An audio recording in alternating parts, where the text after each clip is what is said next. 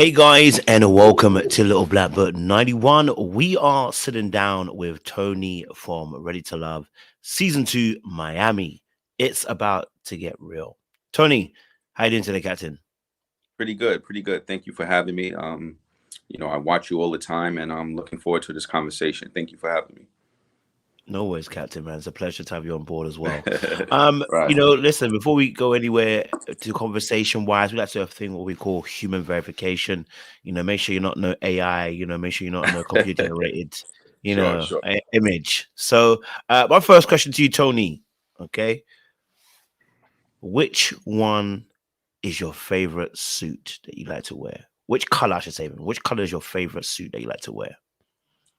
My favorite suit I would like is definitely a power suit, all Mm. black, white collar shirt, and a red tie. Okay, with a red tie too. Okay, all right, I like Yes, it. definitely. All right, and the shoes? Black shoes. Okay, Mm-hmm. powerful. All right, cool. Right, absolutely. I like it. And favorite lunch spot to frequent. Favorite lunch spot to frequent. Lunch spot. Favorite here in South Florida, Miami, is a restaurant they call Bahama Breeze. Oh, you know, okay. uh, Caribbean food, and yeah, definitely my thing. I love that. Love that. And what do you normally order? Uh, I would say oxtails, white rice, and oxtail gravy. It's the best, man. Mm, on point. I can't even lie to you. On point. Mm, And final question: mm. cereal or the milk in the bowl first? Cereal. Mm, That's a no brainer, right? Definitely have to I pour the mean, cereal. I mean, you never know. People out here do things differently. That don't even make sense. Why would you pour the milk first? Definitely the cereal, man. Yeah, some people like the cereal a little bit more soggy. You know what I mean? Nah. I definitely prefer the cereal first. So. We'll take it then. We'll take it. Listen, we've passed the human verification, nice and simple and smooth. Hmm. And we loved your answers as well. All right, cool. Let's get into some conversation. Let's get to know you a bit better as well because we Sure. saw you on the show. But I want to know from your perspective, who is Tony and what is Tony's story? Uh, that's a general question. You just left Mm, it out there for me, right? So yeah, take it how you want to take it. yeah, born and raised in New York, um, from a single mother, have five siblings, four brothers and one sister. The show brought my sister on the show, and just I live sort of normal life, right? Um, all my friends, siblings, cousins growing up in the hood, but we had a good time, even though it was a dangerous environment. Everyone knew everyone, right? So with your friends, you guys really don't know too much about the danger until you get older. But everyone living the same life, I had a good childhood. I had fun, um, you know, childish things, and had a good time. I when I think of my childhood, I have nothing but smiles and laughters, and and other circumstances. It was, again, living with a single mother, single parent in a household. Never was in a stable environment, right? Always moved around from place to place. And again, she had five children, right? So on her own, um, on welfare, so it was tough for my mother. I can only imagine, but she is such a strong woman. I respect her so much, and I have nothing but love and admiration for her. She could have easily gave up, but she didn't, and she did what she have to do.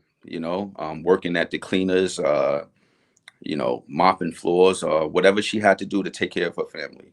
And as I got older, witnessed the work ethic. We didn't have much, but that lady worked her ass off, to support her family, and you can only respect that as a young man growing up. And yeah, I held all of that in me, and I wanted to work hard. I wanted to work my ass off so she don't have to struggle no more in life. And it was like that with all my siblings. I love that, man. I appreciate you Right. even sharing that as well. Right. I don't know if I heard what part of New York did you grow up in? So it was two areas, right? So initially I grew up in Long Island, Hempstead, and then I moved to Queens, and then I moved back to Hempstead. So it was a little bit Wow, of both. interesting. And What, what, what, Hempstead is what- only yeah. Hempstead is probably about 20 minutes from Queens, so it's not that far. Mm. So it's not too much of a distance, but it's enough to change your environment, obviously as well. Well, Two different areas in sense. Well, yeah, I wouldn't say the environment changed because it was 20 minutes away. Mm. In retrospect, Queens is Queens and Hempstead is Hempstead. Anyone who know about Long Island know about Hempstead.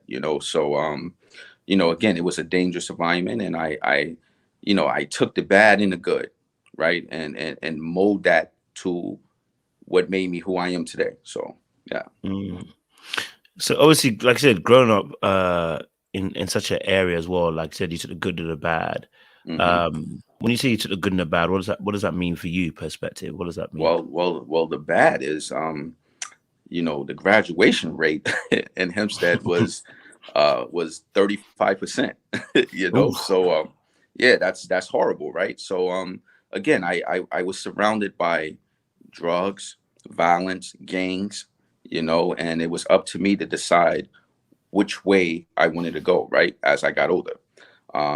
When I was able to, really go out there and make the choices. Life is all about choices. And I learned at a young age that I don't want to struggle in life, right? I don't Mm. want to live that lifestyle my mother had, right? I don't want to live the lifestyle my brothers have, my older brothers, and in terms of, being out there in the streets and doing whatever, So I made a conscious decision to let me stay the course and do what I have to do to succeed in life. I love that. So obviously you have older brothers. What position do you fall in the pecking order then? Yes, I am the fourth child. Jeez. So above you is what, three brothers, or you got? Well, it's my sister and my two older brothers. Wow. Okay, so fourth child. So what made you then not take the road of your older brothers, and why didn't you like follow in suit then? You know what I mean? Good question. Just life, right? And life and witnessing the despair, man. Witnessing the you know all the criminal activities, man, and witnessing all the negative, right? And I just felt like especially when you're in an environment that's surrounded by drugs, selling drugs, and doing all types of crazy things. I've known at a young age there's no good ending when you're selling drugs. It's either death or jail. Choose one, right? So I didn't want to choose any of those options.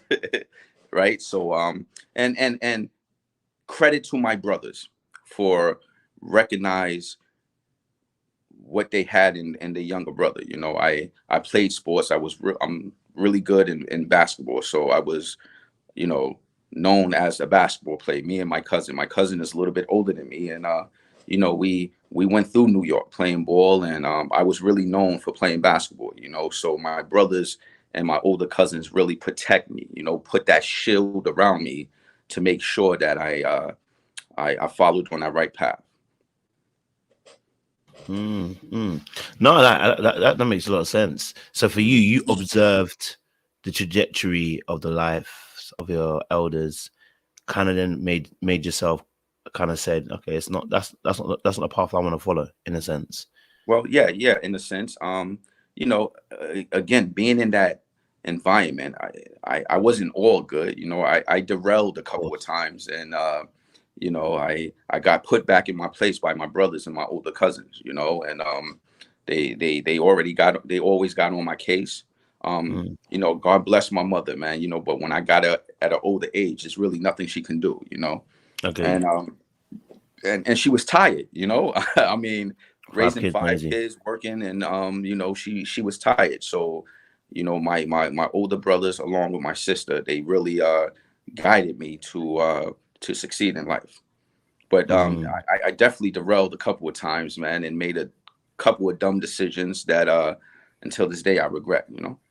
What do you feel like looking back now, apart from the environment, of course, which is also a big part of it? What do Mm, you feel like was making you derail then? So, because obviously you kind of knew better and you wanted right. better, but then obviously, like you said, the environment's always calling. So, Well, what for you was making you derail? For well, you, well, what was well. you chasing? Right. Good question. It was the environment, right? Think Mm, about it. You know, you go to basketball practice, you go to school, you're surrounded by your teammates and things like that. But eventually, you got to go home, right? So mm, when I went home, I was surrounded by drugs. I was surrounded by violence and things of that nature. So you know that took more out of me than basketball, right? I was playing basketball with my friends for what, 3 4 hours. When I'm home, I'm there for what, talking about 12, 13, 14 hours at the house, and outside and things of that nature. So that had more of an impact on me, was my surroundings and the environment versus the basketball and the more positive people around me. mm. That's real, and obviously, Hmm. like having to be exposed to that for Hmm. prolonged periods of time. Hmm. Does affect one, you know what I mean? Like Right. growing up now and looking back at it, how do you feel like that's kind of affected you, Tony? Like in terms of your how you see life now? Well, I always take the good along with the bad, Mm, right? So it affected me in a way where I can go and make public speeches and give back to the community in terms of, I know what it's like coming from the hood, right? I mm, I I, I know what it's about coming home from basketball practice and there's no lights and there's candles, right? mm, I know about not having enough food at night to eat, and things of that nature. So I can really relate to the poorest of the poor kids in the hood, right? And I can tell them it's always a better option. Just because you was dealt with the cards that you have doesn't mean you can't shuffle the deck, right? So mm, you don't want to use that as an excuse. I never use my instability as an excuse. I never use my bad environment as an excuse, because you know what? Yes, a certain point in your life, you cannot change that. You don't mm, have any control of that. However, when you get to an age that you are old enough, you have to make a conscious decision which route you want to take. And it's up to you. But you cannot say, I blame it on my mother, I blame it on my environment. It's because I was raised like this, I was raised like that. No, that's a poor excuse, right? So I always knew right from wrong, and it came to a point where, okay, Tony, you have the left path and you have the right path.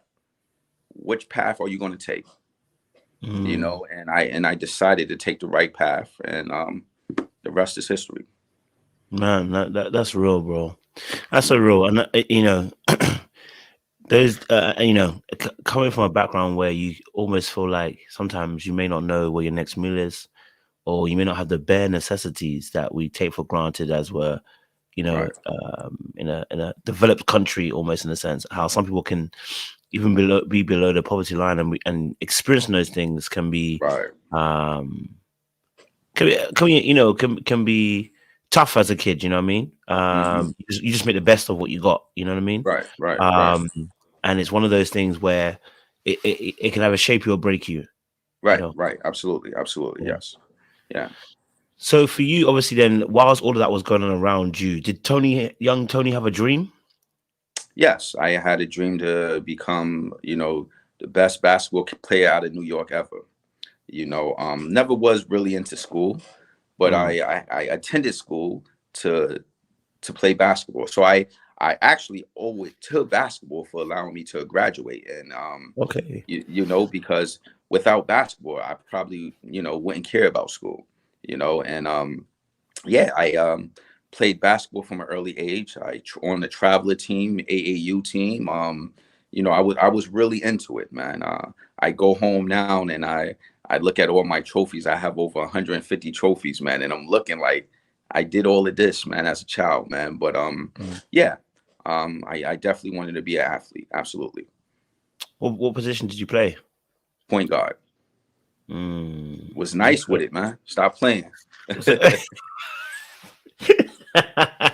I'm still nice with it. You don't lose talent, right? You lose your athleticism and things like that as you get older and things like that. But I still like to play from time to time and play with the younger kids, play with my son and things of that nature. But it's all for fun now. So Hey, listen, I hear it, bro. You know what I mean? Yesterday I woke up with a hamstring. I was like, "Blood, I'm getting old, blood."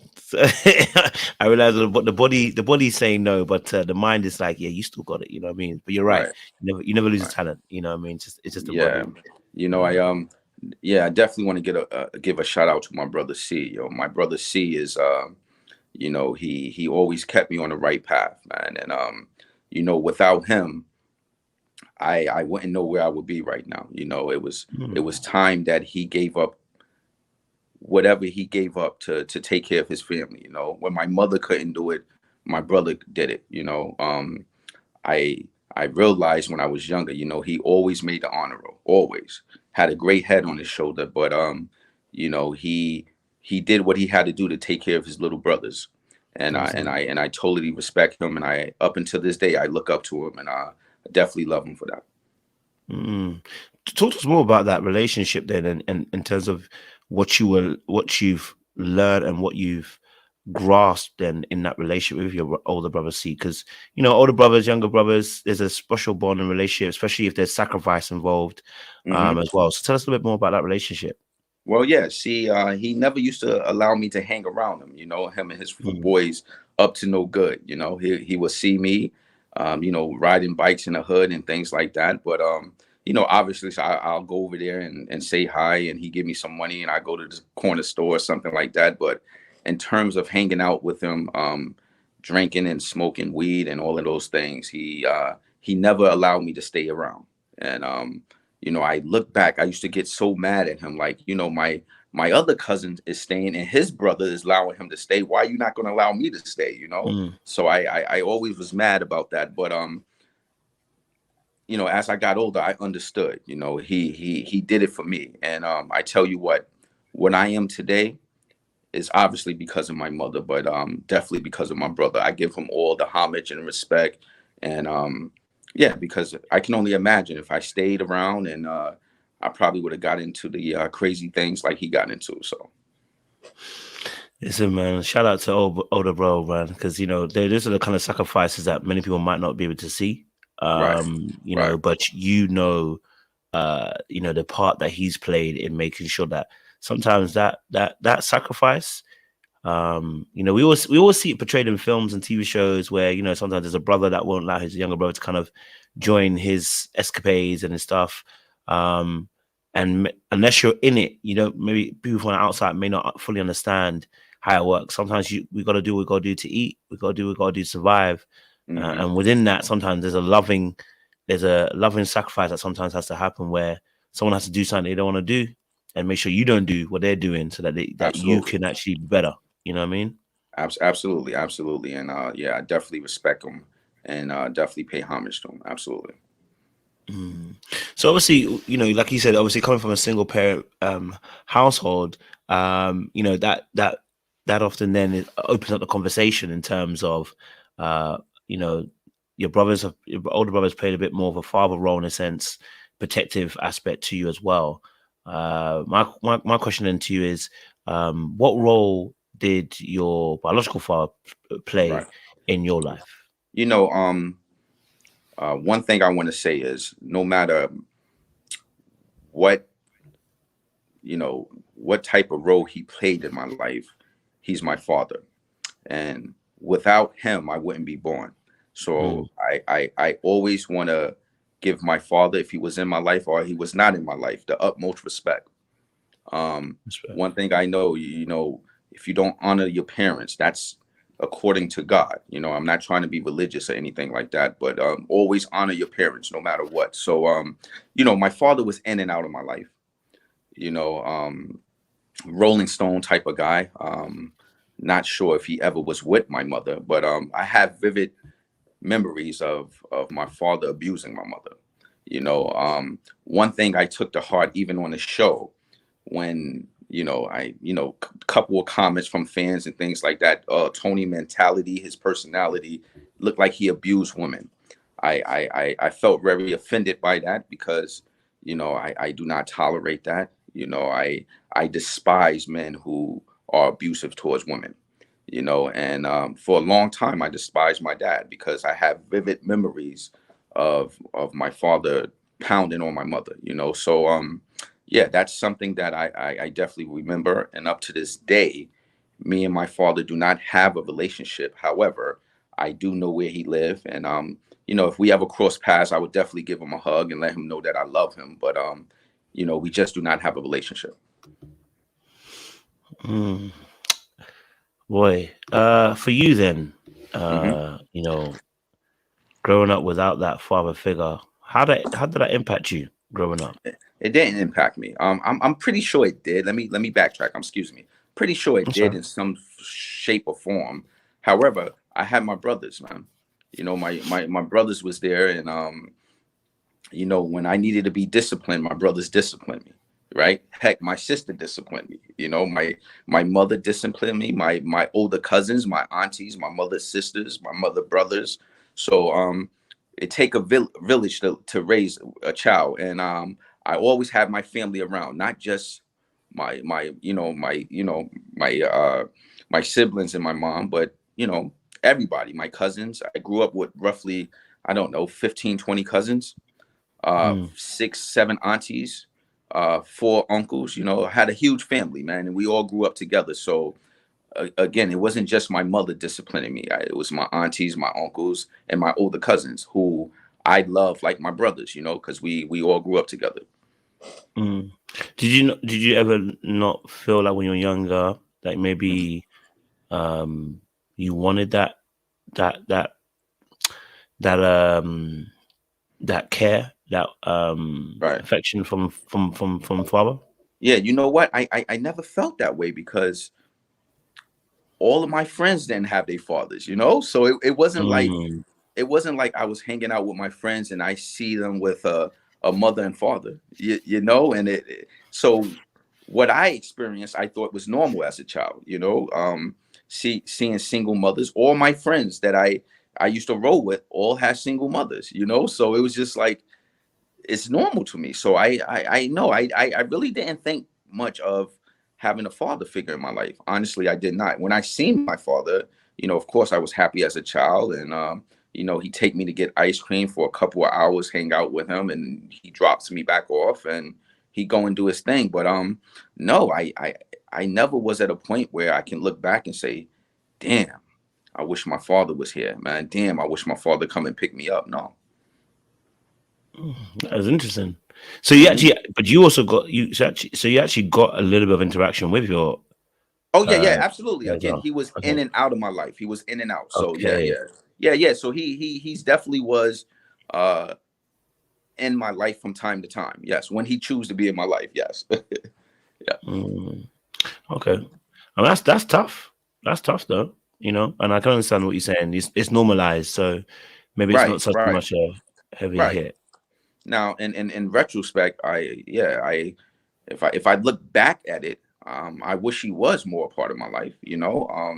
I probably would have been a way better man than I am now. So Mm, that's a fair point. All right, that's a fair right. point. All right. So then, obviously, you um growing and obviously get into school. You're playing basketball. You're trying to, you're trying to do better, right? Um, and then for you, obviously, basketball is your kind of route out of where you are. Um, so once you get to, I guess, high school, and then once you get to high school, was your natural thing to like maybe think about going to college or going to AS, or was it just basketball was your only sole thought at that point? Yeah, I really didn't think about college, to be honest. I just like basketball, and whatever basketball can bring me, I'll gladly accept it. I was too busy into girls and running around with the bad boys and things like that, and being popular in school. So going to college, I really didn't start thinking about college honestly until the end of my junior year. No one at the time, no one in my family ever graduated from college. I was the first Mm. one out of any one of my family members to graduate from college. So, I'm happy to break that chain, that curse. But yeah, I really didn't think about it at all. No. Okay, so obviously, what wasn't necessarily a thought immediately, but it's something that came to mind as time was progressing through educational hmm system. Right. Okay. Absolutely. And I felt like, what? If I continue to do what I'm doing, this can probably be something. So Mm. let me see how far this can take me. Once you got that little light bulb, what was that like? Because obviously, like I said beforehand, it's dim. You don't necessarily have that thought. You're just thinking about maybe basketball, becoming a sportsman, maybe getting out of the hood in that particular way. But hmm when that light bulb switches and you realize maybe college could be the way out, what's that like for you as a young individual? What was that like having that other option come into play? It was a great thing, right? I had a couple of friends that's older than me and a couple of years removed from high school, and they back home doing nothing, working at McDonald's and struggling and things like that. And I'm just like, nah, this cannot be for me, man. I have to find something. If basketball is not going to get me to the NBA or make me travel overseas or anything like that, I have to do something, man. And right there, I started thinking about accounting, and uh, a light switch went on where I thought, every industry need an accountant, right? Mm, So you being an accountant, you will never be without a job, and the skill set is transferable to any industry, right? Everybody need an accountant, man. So I decided to set my eyes on making sure that I'm really good in math and honing in my math skills and my analysis and things like that. And I decided that when I do go to college, I'm going to major in accounting. So my senior year, I already was thinking like, you know what, I'm gonna get a degree in accounting. So no, I love that thought. Was that something that just you just thought through, or was that something that was inspired by having maybe conversation with nah, someone else? just yeah, it was inspired by struggle, man. Oh, yeah. you know, shit. I didn't want to struggle. It was inspired by struggle. I didn't want to struggle, and Mm, I felt like I talked to my counselor, my guidance counselor, and he was like, you know what, Tony, you need to take a look at accounting. And he explained that to me, and I was like, you know what, shit, he got a point. So mm, let me jump on that and see where it takes me. mm. No, that's wavy. I think that's really interesting because, um, you know, I always say that grace meets people, um, and somebody might say it's unfair. You know what I mean? Because sometimes I wouldn't say sometimes when God has His hand on people, He has His hand on people. You know what I mean? Absolutely, Like absolutely. when you look at when you listening to you talk about your situation, one might ask the question, why the fourth child? Why Tony? Why did Tony not then break the mold and follow what his brothers did? Even though of course, he had your brothers there. Some people have their brothers there and they still follow suit. They can't get hmm away from it. Somehow, what I mean, you not only had the fortitude to choose something different, but also at the same time, um, you had the ingenuity, what I mean, to choose a different path, and to be good at it, you know what I mean, and to hmm actually have a viable other option, which is where Right, most people feel the hopelessness when they haven't got another right. option. Well, I think for me, um, growing up, and I told you I have my brothers, my older brothers, but Mm, my older brothers are great men, right? We mhm, we look at now, like literally current right now in today's society. My two brothers are great men. They great fathers, and it's just, we just happen to grow up in a space where it was a bad environment. But I look up to my brothers. My brothers are my heroes, man, and they are great individuals, and I'm very proud of them. So that you can change, right? Anybody can change, and my brothers took a whole 360, and they are great men right now. So Love that. All right. So, when did you start dating, Tony? When did you start? When did you start So, dating these girls? Eh? man, when did I start dating? Man, When did you start dating these girls, Tony? dating. Mm, High school, right? Everyone start dating in high school, right? So, mm, yeah, high school started dating, and never really had a steady girlfriend in high school, but yeah, I was dating here and there. mm, Matter of mm, fact, I didn't have a girlfriend until my senior year, and then I went off to college. mm. Was you a good lad, Tony, or was you a bit of a bad boy? What do you mean by that? Huh? What Was do you you? What mean by was? that? Huh? Okay, so let's break it down. Let's break it down. Number one, were you a faithful type of young man? Um, no, I was not. I mean, again, I had one girlfriend in high school, and I Mm, was a senior, and as a youngin, man, you running around dumb, trying to mm, get all the girls and things like that. And it was puppy love, man. I mean, so no, I wasn't faithful at all in high school. mm. Absolutely not. Was you the man in high school? Were you one of those guys? I mean, I was popular in high school. I wouldn't say Mm, I was the most popular. I wasn't, I definitely was one of those guys. So yeah, absolutely. I was mm. popular in high school. Absolutely. Okay, so we just done that one. And number two, you had multiple. Was you one of those young men who was dating many women? No, I wouldn't say that. No, absolutely not. I mean, I had a girl here and there, but wasn't dating really many women. I know, I was on a basketball team, man. You know how that go. You in high school, or if you on a Hmm. football team, you on a baseball team. You know how that go. And you know, I did my thing, but it wasn't nothing crazy. It wasn't like I had like 10 girls. Just say, Nah. Yo, honestly, I'm playing with you. honestly, I don't even remember, man. I'm so far removed from high school. I don't even remember, honestly. No, I'm very playing with you. All right. So hmm when was you for you? When was your when was your first love for you? When was your first love? So it's interesting. My first love was actually my oldest son mother.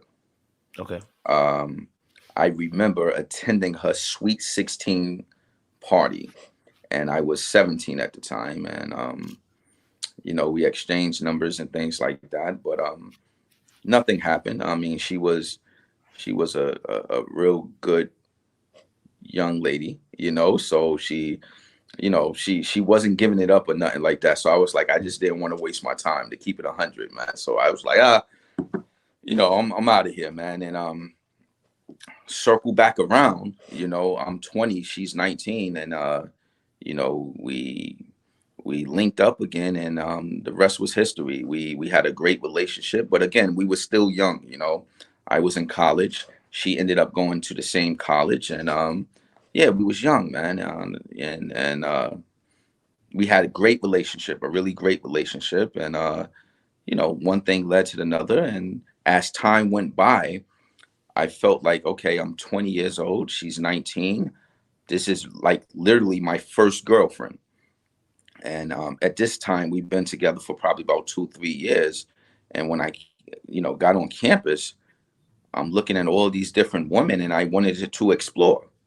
I wanted to experience, want to have more experience than just, this girl. And, you know, we broke it off, crazy things. I'm on a basketball team in college, and, you know, one thing led to the next. And, we broke up, and I was able to experience what I experienced. And again, we circled back around when I graduated, and she ended up pregnant. Mhm. So what caused you? So obviously, like I said, just make it. So what caused you towards the breakup? Was it more the fact that you It was guys came to a natural conclusion, or just Well, yeah, we young? was young, man. Mm, We was young, 20, 19. I felt that I should not have a girlfriend in college. I wanted to experience college, and it wouldn't have been fair to her. And I mm, remember speaking on it. We talked about it, and obviously she cried or whatever. And then, But we both decided, okay, Tony, we're gonna let you do whatever you want. And I realized how much I loved her. And I wanted to get back. It's crazy because at the time I felt like I didn't want to hurt her, Mm. and ended up cheating on her and things like that. So after our discussion, we decided, we're gonna break apart. And about I don't know, 5, 6 months later, she ended up messing with someone else on campus, which really Mm. broke my heart, man. And yeah, so in retrospect, would I've done that again? No, I probably wouldn't, because she was a really good girl to me. We had a great relationship, but I just wanted to have experience college, so to speak. Mm. So obviously, then she ends up pregnant. So what took us through that journey? Because obviously, still young, like you said, and Right. to find yourself in that position. Like I said, we circled back around. When she ended up pregnant, I actually graduated college already. Yeah. I was a year removed from college, working for the government. And we circled around, and actually, we linked up. We got together a few times, and she ended up pregnant. We was not, quote and unquote, in a relationship when it happened, but it happened, and I told myself, if I ever get a girl pregnant, it will be her.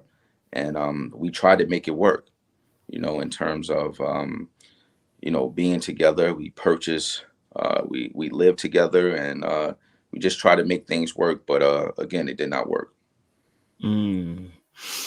What made you committed to your first child? Why didn't you disappear, dip, run, say it's not mine, hide? What made you want to stay? Because I'm not that type of individual. Um, Number one, I take full accountability for my actions, right? She didn't lay down by herself, right? We Mm. both laid down together. And I just felt that, I'm going to be there for my son no matter what. If we together or we not together, I'm not going to be that father, that absentee father in their child life. So I made it a point for me to be there no matter what, if we together or not. And that's what I decided to do. Alright, that's fair. Okay, so then obviously that relationship then ends. You guys did try to make it work, but it ends. Hmm. Okay. Yep. Um, you know, uh, and then obviously you get into some more, what do you say, more relationships, would you say? Or was you still kind of, let's No, say, ambling along and no, being a young for man? sure. To be honest with you, and to be honest with the viewers, I had a total of 3 relationships in my entire life, Okay. and she was one of them. so, Mm, so I only had 2 additional relationships besides that. okay. So the second relationship, what was that This like? the second relationship, obviously I was a little bit older. I think it was the age gap. She was 10 years older than me. Oh wow. So I was at one point in my life, I was 24, she was 34, right? So I'm at a different stage in my life, right? Mm, She wanted more things that a 24-year-old, didn't want. Like I wasn't ready to get married, mm, to take on all of that responsibility, right? She had 2 kids. I only had 1 kid. So at 24, taking on another 2 kids at 24, it seems a bit much. But I tell you what, she was a wonderful woman. I learned so much in that relationship in terms of just the simple things. Too many times men get too comfortable and just doing the everyday things, right? So, for example, coming home and just rubbing her feet, coming home, sending flowers for no reason. She taught me all of this, like, Tony, this is what you do, for no reason, because I always had in my head, I'm gonna do this on her birthday, or I'm gonna do mm. this on Christmas, or any special holiday, right? So she really groomed me into, you know, this is what you do to a woman, and yeah. That's so interesting. What drew you to someone who is 10 years older though? She was beautiful, man. Number one, physical attraction is everything. Definitely for a 24-year-old. Um, Great conversation. Had a great head on her shoulder. You know, Everything about this woman was something that I cherished, something that I wanted. Like she didn't check off every checklist, but damn near every checklist that I had, and Mm, I always had it in back of my mind though that 10 years, I'm 34, she's 44, you know what I'm saying? So it's that age gap really was the difference between making it and breaking it. So mm. yeah. How long did the relationship last then? 5 years. Wow. I ended it at 29. Yeah. I thought you were gonna say like 2 years, 5 years. 5 years, man. That's a chunk of time of life of your 20s as well. Again, she was a great woman. Great woman. Hmm. Mm, wow. Okay. Okay. So in the back of your mind, for you, that was always gonna be um it's like that little seed in the back of your head. It's like the age is a problem in the back of your Right. head. I knew that it would be a problem when she used to come at me, Tony, you just too young, you don't understand. You know, when you use wording like that, definitely as a man, she always used to say that to me and I got tired of that. It's kind of condescending. And Mm, I think in retrospect, she wasn't aware of that in terms of condescending. But again, I have nothing but great things to say about her. She was a wonderful woman, fantastic woman. I learned so much from her, and I told myself what I learned from that relationship. I'm definitely going to carry that and bring it to my next relationship, which is going to be the best version of Tony. You know, mm. yeah. So the actual breakup was because of for you was because of the age situation. Yeah, So yeah. that was that was Okay, we both knew that, okay, it's been a fun ride, but mm, this is we can't go further than this. Yes, absolutely. And today, we are still good friends. She'll call me mm. every 5 6 months to check up on me, see how I'm doing, and vice versa. So we have a great relationship. That's fair. All right, cool. And then your third relationship. Oh man, we gotta get on this one. Yeah, you don't have to say anything that you don't want to share if it's Right too close. But now, what you want to know? yeah. I mean, okay. So third relationship. What was that relationship like for you then? Because clearly it's a meaningful one because you have three meaningful relationships. So Right, right. what was that I relationship I I, for you I like? think.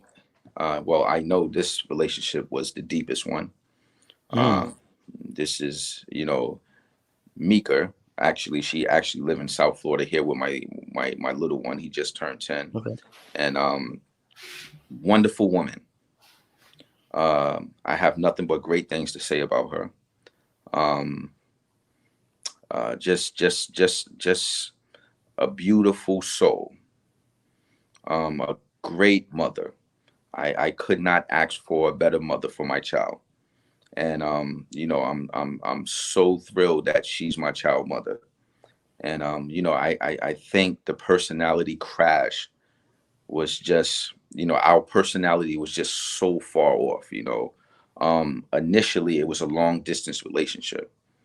I attended school in Connecticut, so I was living in Connecticut. She was here in Miami, and we had a long distance relationship. I think it was about 2 years. Don't quote me on that. Probably two, Mm, 3 years, and back and forth, back and forth. And I decided, you know what, this is the woman for me. I'm gonna marry this woman, and I moved to Florida. But when I moved to Florida, every time we see each other in a long distance relationship, you're having fun, you're connecting, everything is great, no worries in the world. When I moved here to Florida and we lived together, you really, really get to know the person. And I'm pretty sure she felt the same about me, right? It was things that she probably didn't like about me, things that I didn't like about her, and it just crashed, boom, mm, and exploded, right? And yeah, so it we last for probably about additional 3 years, 4 years. We tried to make it work for the sake of our child, and yeah, it just didn't work. I failed again, man. I failed, and yeah, and I've been single ever since. How long are you together for? Ooh, 7 years. 7 years. 6 or 7 years, yeah, I believe So, so. Yes. so 6 years, 5 years. You in these when you get in, you get in. Right. Yeah. Well, I definitely thought this woman was the woman of my dreams. Was the woman for me. That's why I took the leap of faith and left up north to move down here to South Florida. And it hurt me, to take that leap and leave my family. I have no family in South Florida besides my child. So I left everyone, and I took that leap of faith, came down, and for it not to hurt, it took something from me. It took a lot out of me. I was very disappointed and sad, hurt, but you know, the tomorrow always come, right? The day don't stop for no one. And as the time passed, all wounds heal. So I decided to stay down here. I'm gonna stick it out. And today we great co-parents today. So was marriage on the cards? Yes, I definitely wanted to marry her, but again, at the time it was just not the right time. We had a lot of things going on and clashing, right? You don't want to propose and try to marry to fix something, right? So I felt that I never got that opportunity. So So what made you stay in it for so long if you weren't ready to propose because it's kind of well clashing? well well love, love, Mm, and when you have a child, my thing was, I was raised without a father, right? mm, And I wanted to make it work, no matter what. But it was a lot of things. It was financial hardship, coming down here. It was a cultural shock for me, right? So when I moved down to South Florida, what I realized, even though I'm an accountant, I realized that, a lot of jobs, uh, for any industry, you had to be bilingual. They wanted Spanish, and I'm like, Spanish, what? This is America. What? I need to know mm, Spanish. So a lot of jobs was passing me over because I was not bilingual. So it was really a cultural shock for me. It really was. And it's very disheartening, man. I felt defeated. I couldn't get a job, and all the bills was piling up on her. So I understand it was a lot of frustration, a lot of, you know, and I truly believe the frustration came from, just financial stability, man. Me not mm, getting a job and things like that, and it weighs on an individual for if it's a long period of time you're not working, it really weighs on you, right? You holding the mm, family down and things like that. And I think she just got tired of it, and got frustrated. And sometimes people say things that you don't mean. mm, But my thing is, you never kick a man when he's down. You never put your mm, foot on a man when he's down, right? And I just felt that she did that, for a little bit of time I was down, and you say things that will, if I didn't know who I was as an individual, the hurtful words that was said, it could really do something to you. You know what I'm saying? And mm, I truly believe that, if we down for me, we down for each other, no matter what, right? So I guess we both thought differently. Me being raised where I'm from, loyalty is everything, right? Not just in terms of relationship, but holding each other down, right? So I guess she didn't feel that way, and we even clashed even more because of that. But yeah, so we decided to part ways. So just to clear it up a little bit, so you can, so people don't get a convoluted story. Uh, So prior to moving to Miami, were you working a full time? You were working a full-time job in oh yeah, yeah, I accountancy. was good. I was working for the government. I gave up that job. I actually was full of myself. I moved down here. I got a job at an investment firm, and I didn't like it, and I quit in 1 week. Paid good money. I quit in 1 week, thinking, "Oh, I'm gonna find another job. It's nothing, man. I do this, right? I'm good at what I'm doing." And when I quit, I couldn't find a job in like another 5, 6 months, and I'm just like, man, I'm taking staffing jobs and all types of stuff, and I'm just like, nah, this is not me. I was never used to that, right? I was always used to having my own, doing my thing, but when I moved down here, man, it did something to me, So I had to really, really get back on my grind, man, and do what I have to do, right? So yeah. Okay, so you were working pretty much before you moved to Miami. Absolutely. Come on now. Come on. Uh, Yes, yeah. absolutely. Come on. Just so we can paint the picture, because I don't want anyone Abs- to paint a different picture. I want to make it very clear to them. So obviously, so you were a working person. You're making good money Mhm. where you were previously. Then you moved to Miami, and you find out it's different. The environment, the job environment, it has different requirements in that sense. Absolutely. Um, Absolutely. so when you say, obviously, so that relationship, when you moved down from New York to Miami, at what year point or month point were you guys at that point then? We was good. Um, we was good. I mean, like I said, I had money in the bank. Everything was good, man. But listen, when you still paying the bills and those Mm, bills and money's going out and money's not coming in, man, I got nervous. You get nervous, man, as a man, like, oh my God, what I'm gonna do. So and again, let me just be very clear. It wasn't just the financial aspect of it. We had our relationship problems as well, and things of that nature. So with just everything combined in a ball, it just exploded, right? And I just we just decided to go our separate ways. mm. Oh, so what I was trying to get at is, okay, so at what point in the relationship, what year was it? Year one, year two, that you Oh actually nah, decided to move I from don't, New York to I Miami? don't. Um, I want to say year 4, year 3, 4.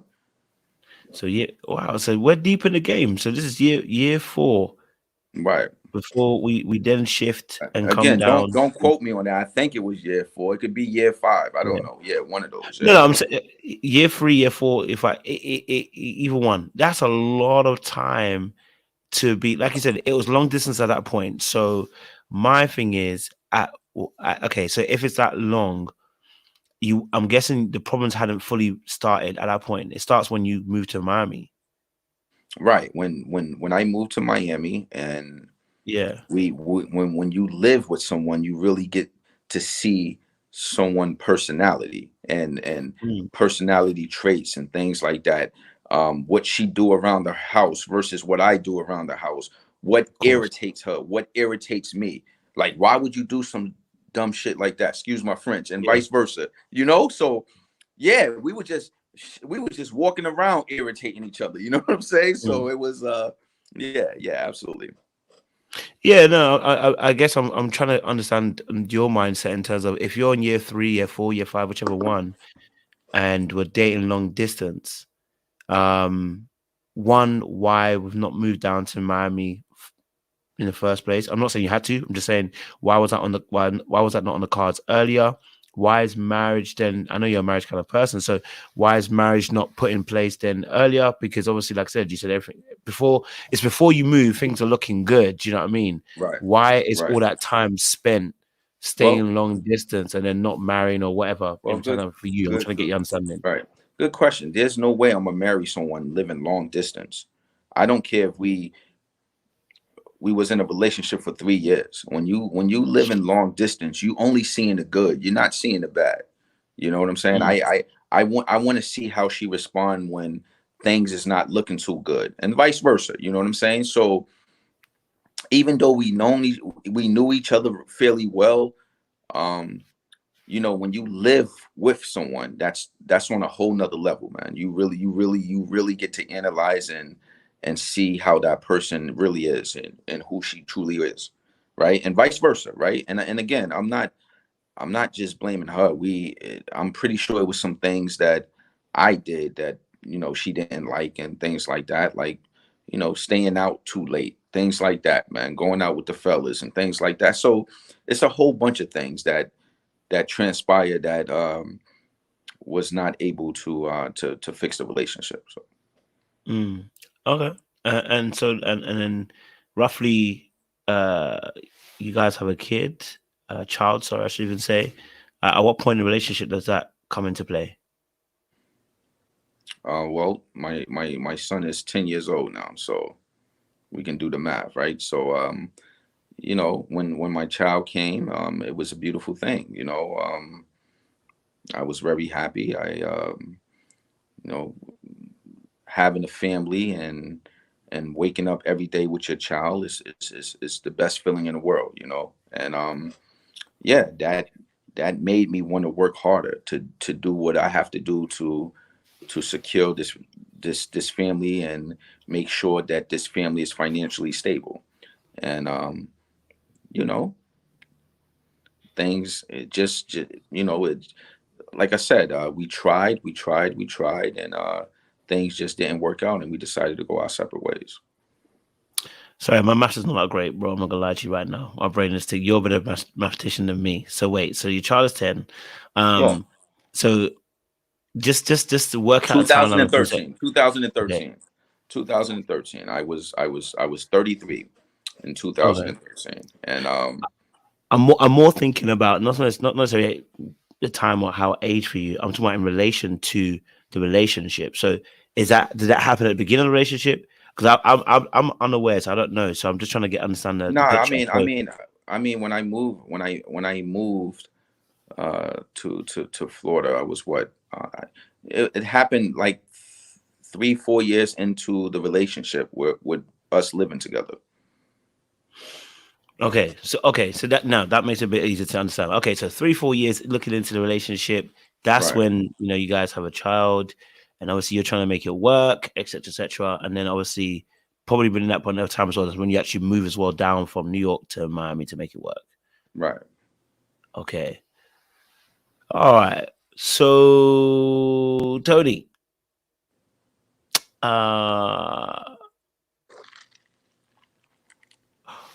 I gotta ask a question because I asked the ladies the same question.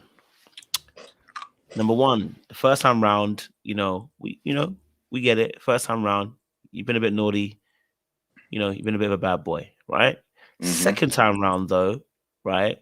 What Hmm. happens that you don't actually put the proper precautions in place to not be in the same position where you're having a child and you're not fully in this instance, not even fully satisfied about the relationship because you're not putting a ring on it. Right. So what happened to precautions here? What happened? Because the first time Joe, round we can say it happens. listen, I totally understand where you're coming from. I don't know Hmm. what answer you want me to give you, Cujo, man. I mean, Kojo, excuse me. That's right. Again, I felt that this woman was the woman of my life, woman of my Mm. dreams. So when it happened, I had every intentions on marrying this woman. So it wasn't like, okay, she's pregnant and that's it. Here's number two. I wasn't thinking like that. I was thinking, okay, when she got pregnant, I was happy.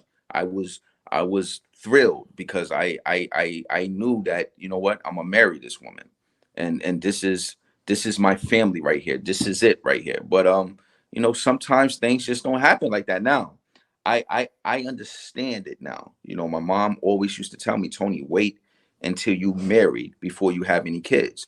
The reason for that is because look what just happened. I have two instances where I have kids outside of wedlock. And this is Mm. what happened when you have kids outside of wedlock. So I really understand that. But as a kid, as a grown man growing up, you stubborn sometimes. You really, don't take, don't adhere to what your parents tell you until you actually go through it, and then you understand it. Unfortunately, things happen like that sometimes. And you know I do want a wife, and I assured myself it would not be a third time. So, and I would definitely be married if I have any other children. So I understand it. Again, I made another mistake. I'm not going to call my child a mistake, but Of course, yeah, you no, know no, no. right. So it happened, and as a man, I could just take accountability for it and be the best father I can outside of wedlock. Okay, so my real question is really, why did we strap up again? That's my real question. What do you mean strap up? She was the one. That was the one for me, man. See, now this is the good answer, because now we're getting somewhere, right? So, Right. okay, she may have been the one, but why? Why? So again, so this is planned. That's why it's not a mistake. It's planned. If you go in there unprotected, and you go in there, Listen, that's planned. it wasn't planned. It wasn't planned. It happened, Kujo. It wasn't planned. Yeah, Tony. That's why I said, how come the first time round? Okay, first time round we get it. Yo, Happens. what do you want me Second to time say, round, man? no, because I'm trying to get an understanding here. First time round makes sense, right? People make mistakes. We do silly stuff. We're young, we're naive, and I get it, right? But second time round, why are we not putting proper precautions in place? Because the first time round it happens, right? We see how how troubled it can be. Second time round, why are we not protecting ourselves? Why are we not putting ourselves in a better position? Even if she is the one, she's not the one because you haven't married it yet. So why I'm being hard on this point, because I think I'm hard on women. I talk about this all the time on my things, and I'm hard on men too. I'm trying to understand where you're coming from. So I'm asking the questions like, why on the second time are we not protecting ourselves to make sure? Where is this idea coming from that she's the one, so I'm not going to protect myself coming from?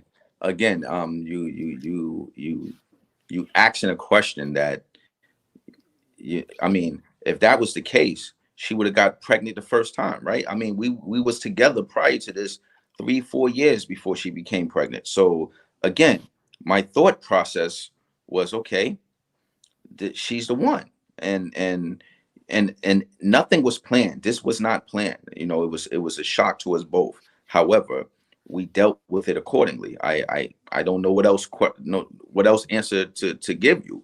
It happened. I'm trying to. The reason I'm asking, I'm trying to find where the idea comes from. Whereas we as men, right? And I don't care about the audience. It's me when you having a conversation. Whereas we as men, where do we get the idea that someone is the one, so I won't protect myself? Where's the idea coming from? I think. Do you know what I mean? Looking at it. You're looking at it wrong, Kojo. I wasn't thinking that way. Like, she's the one, so I'm not going to protect myself. Who goes into, being intimate with a woman like and state that definitely when you're in a relationship? I wasn't thinking she's the one, so I'm not going to protect myself, and what happened. No, I wasn't thinking like that. That wasn't my thought process. All right. It happened, and she ended up pregnant. It was no thought behind it. See, you think it's a psychological thought behind what I did. Is none. It happened. I was in a relationship. When you in a relationship, it can pop off anytime, Kojo. You know what I'm saying? So that's what happened. That's the best answer I can give you, man. The best, bro. Come on, man. I said this because when I asked at the very beginning what the impact was, and this is the reason why I asked the question at the beginning: what is the impact of the father figure? All right. This is why I ask those kind of questions, because I'm asking the reason why in our heads, right, as men, why we have a certain idea, and why we get to a certain point, right, and why we choose the choices that we do, and why we end up in a certain position. So that's why I was asking about the father, understanding how does that impact us? Because again, you're an accountable person, so I'm not saying that you're not being accountable.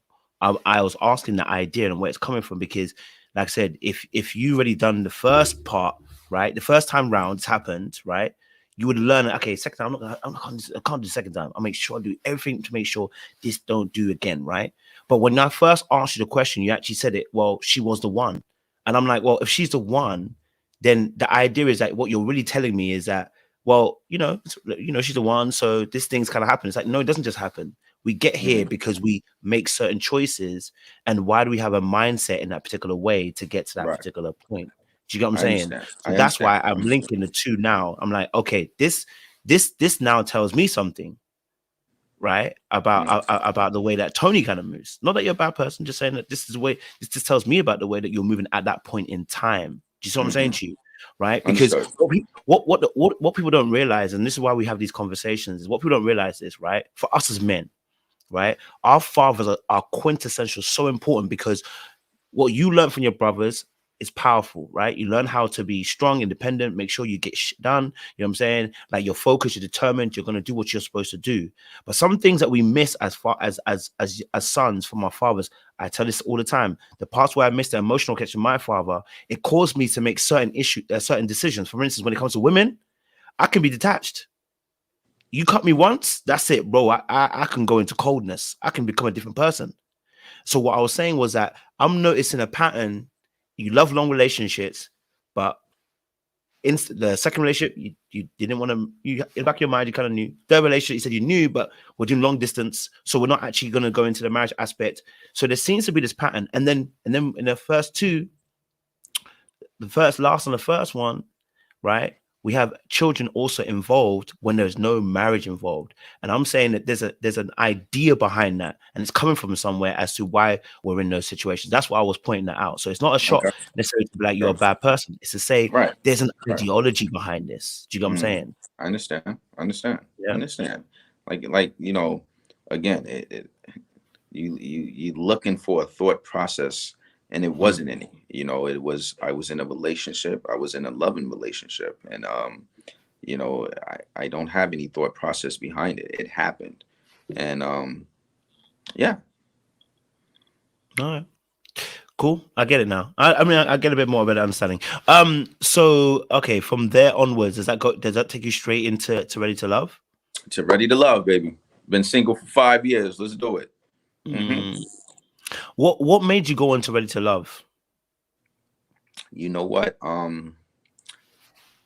was minding my business, and I received a phone call. I didn't fill out any paperwork or anything like that. They found my profile, and you know, got my contact number and reached out. And I said no about 3 times, man. Really, I'm like, there's no way I'm gonna be on no reality show about, you know, my love life. There's no way. Mm. And literally a week before production, they called me and said, Tony, you know, we think you should be on this show. So you know, I thought about it, and I said, you know what, the hell with it. Let me try it. And literally 2-3 days, I went through that whole process, the psychological test, so forth, so on. And the following week, I was on the show. Ooh, okay. So for you, when you heard, obviously they came for you, obviously it's reality TV. Most of us, you know, have watched some form of reality TV, but were you aware of Ready to Love at that point in time of what they? I was not aware of Ready to Love anything. No, I am not a fan of reality shows. I don't watch reality shows, but I got a rude awakening, let me tell you.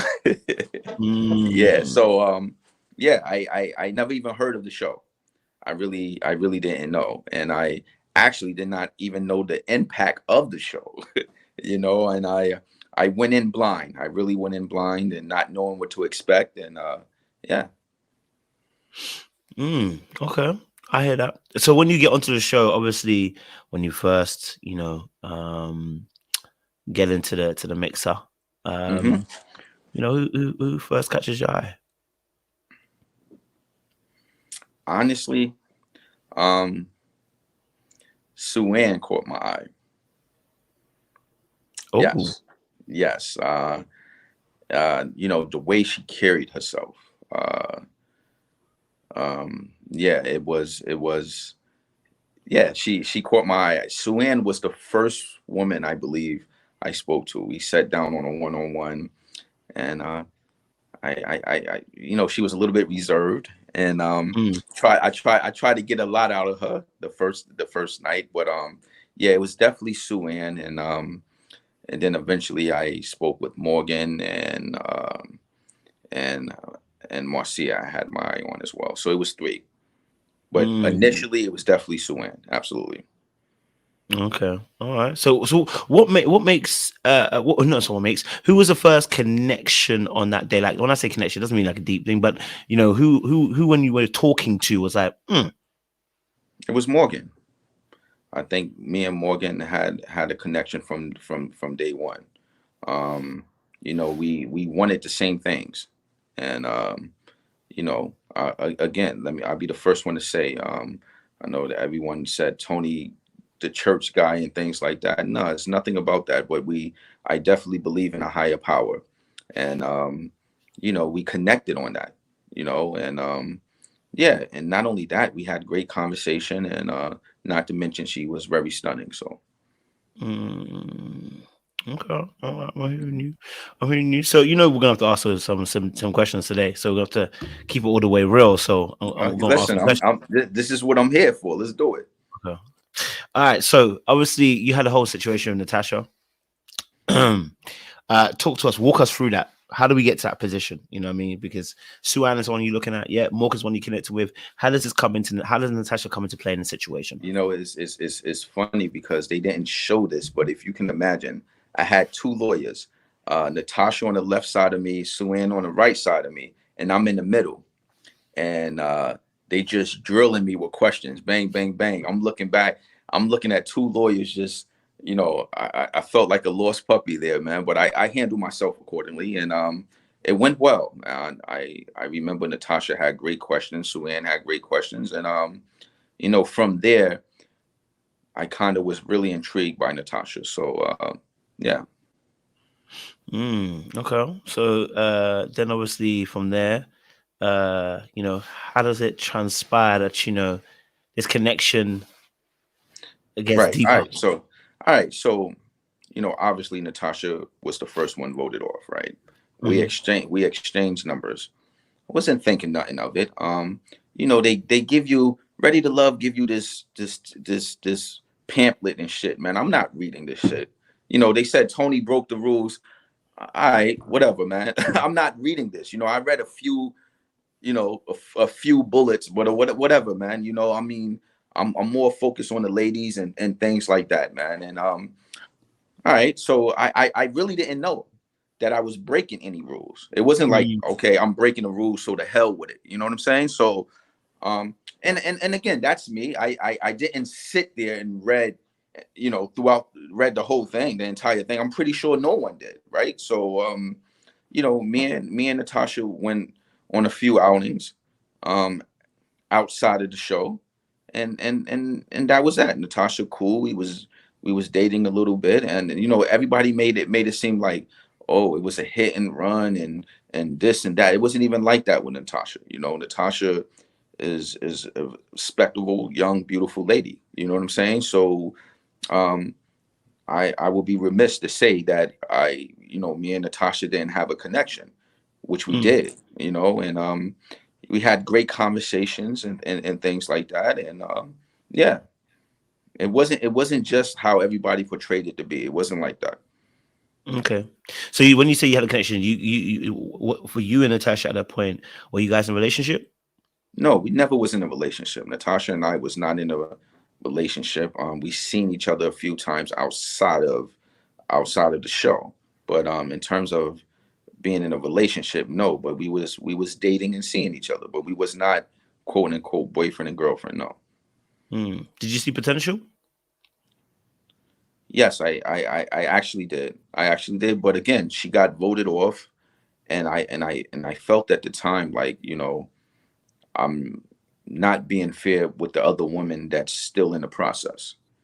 And you know, I'm pretty sure I don't want to bring back old shit, but you Of guys course. heard, you know, I'm sorry, you guys heard that you know, Natasha said this and that to production and so forth and so on. So what I did was wasn't, you know, people made it out as I was ghosting Natasha and that's it. I treated her bad and things of that nature.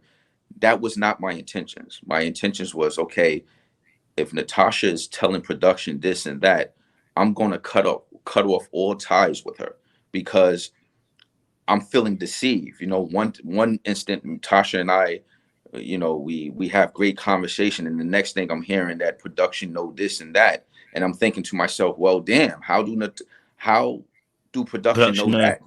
I mean, I Mhm. know I didn't say anything. Well, who said something then, right? It only leaves Natasha. So that's how I felt.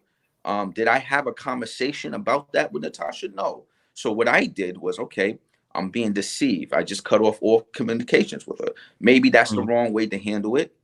I hear And you. and in retrospect, if I look back at it, I probably would have had a conversation with Natasha.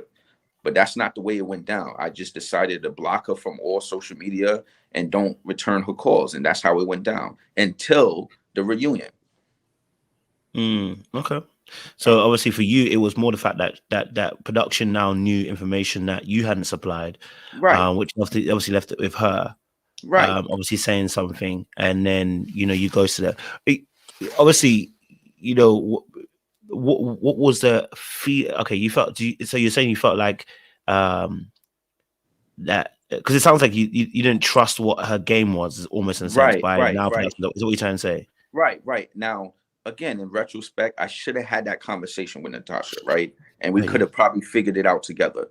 But I was so taken aback and I felt deceived. I said, you know what? I don't know what's her game plan. She got voted off first. So is she gonna what is she going what's she trying to do? Why would she tell production this? Is she trying to get me kicked off? Or do she want to make an explosion? Like I didn't know that I was gonna be at the reunion. I didn't know I was gonna last that long. I just felt like I didn't know where she was coming from. Why would she say Mm. something like that? So again, I just wanted to cut off all communications with her, and that's what I did. But I had no ill intentions to disrespect her, to treat her like she was nothing.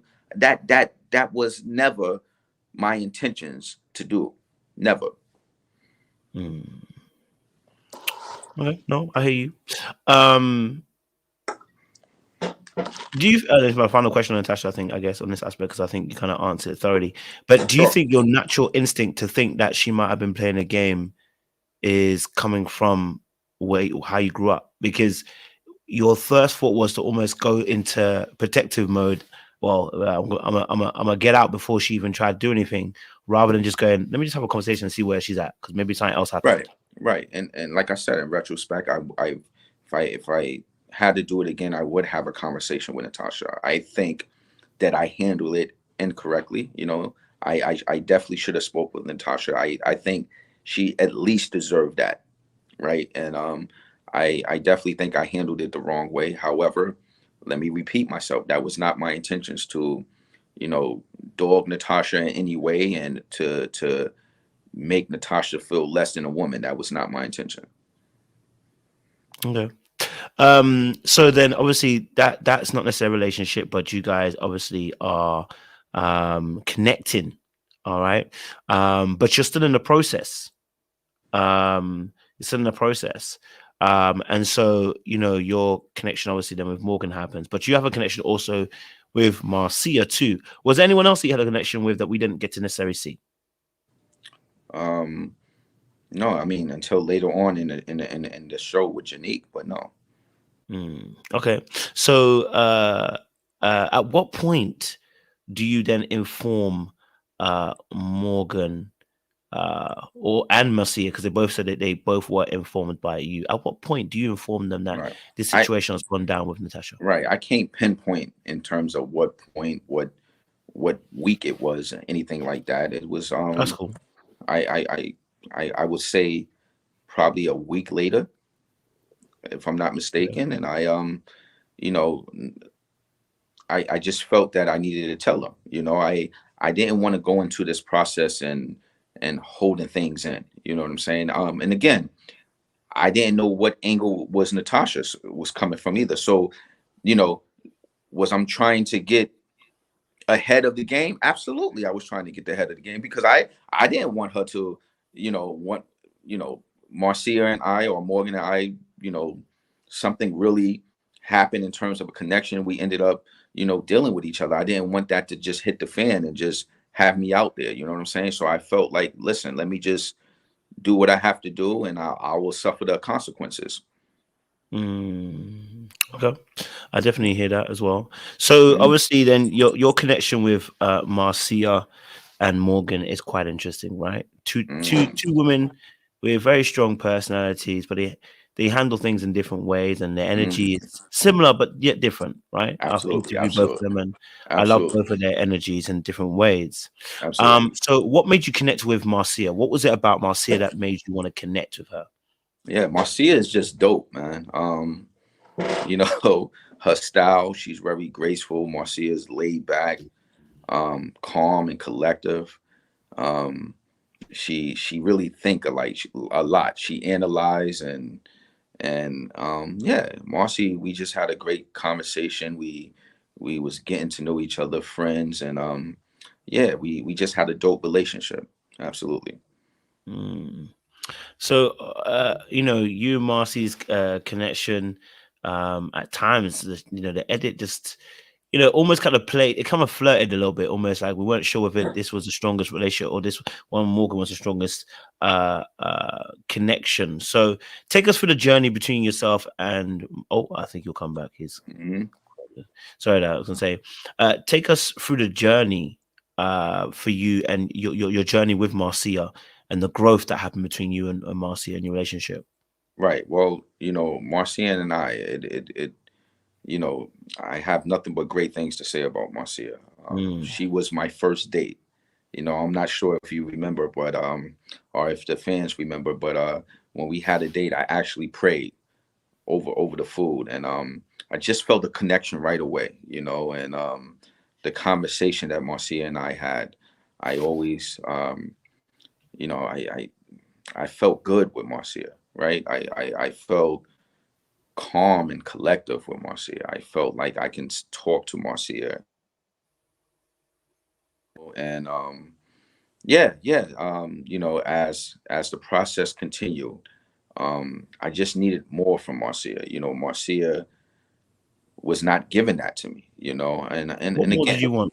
no, just for her to open up more, just let me know what you thinking, what's going on in your life, you know what I'm saying? I just wanted more. I wanted more, but and she was very reserved, and I understand that she don't want to give that to anybody, right? So she was still assessing me and and things of that nature. So I truly understand now where Marcia was coming from, but at the time I didn't, and I feel like, I'm thinking in my head, there's no way this woman is going to put me in the friend zone like she's doing everybody else. I'm not going for that, man. And so yeah, that kind of irritated me.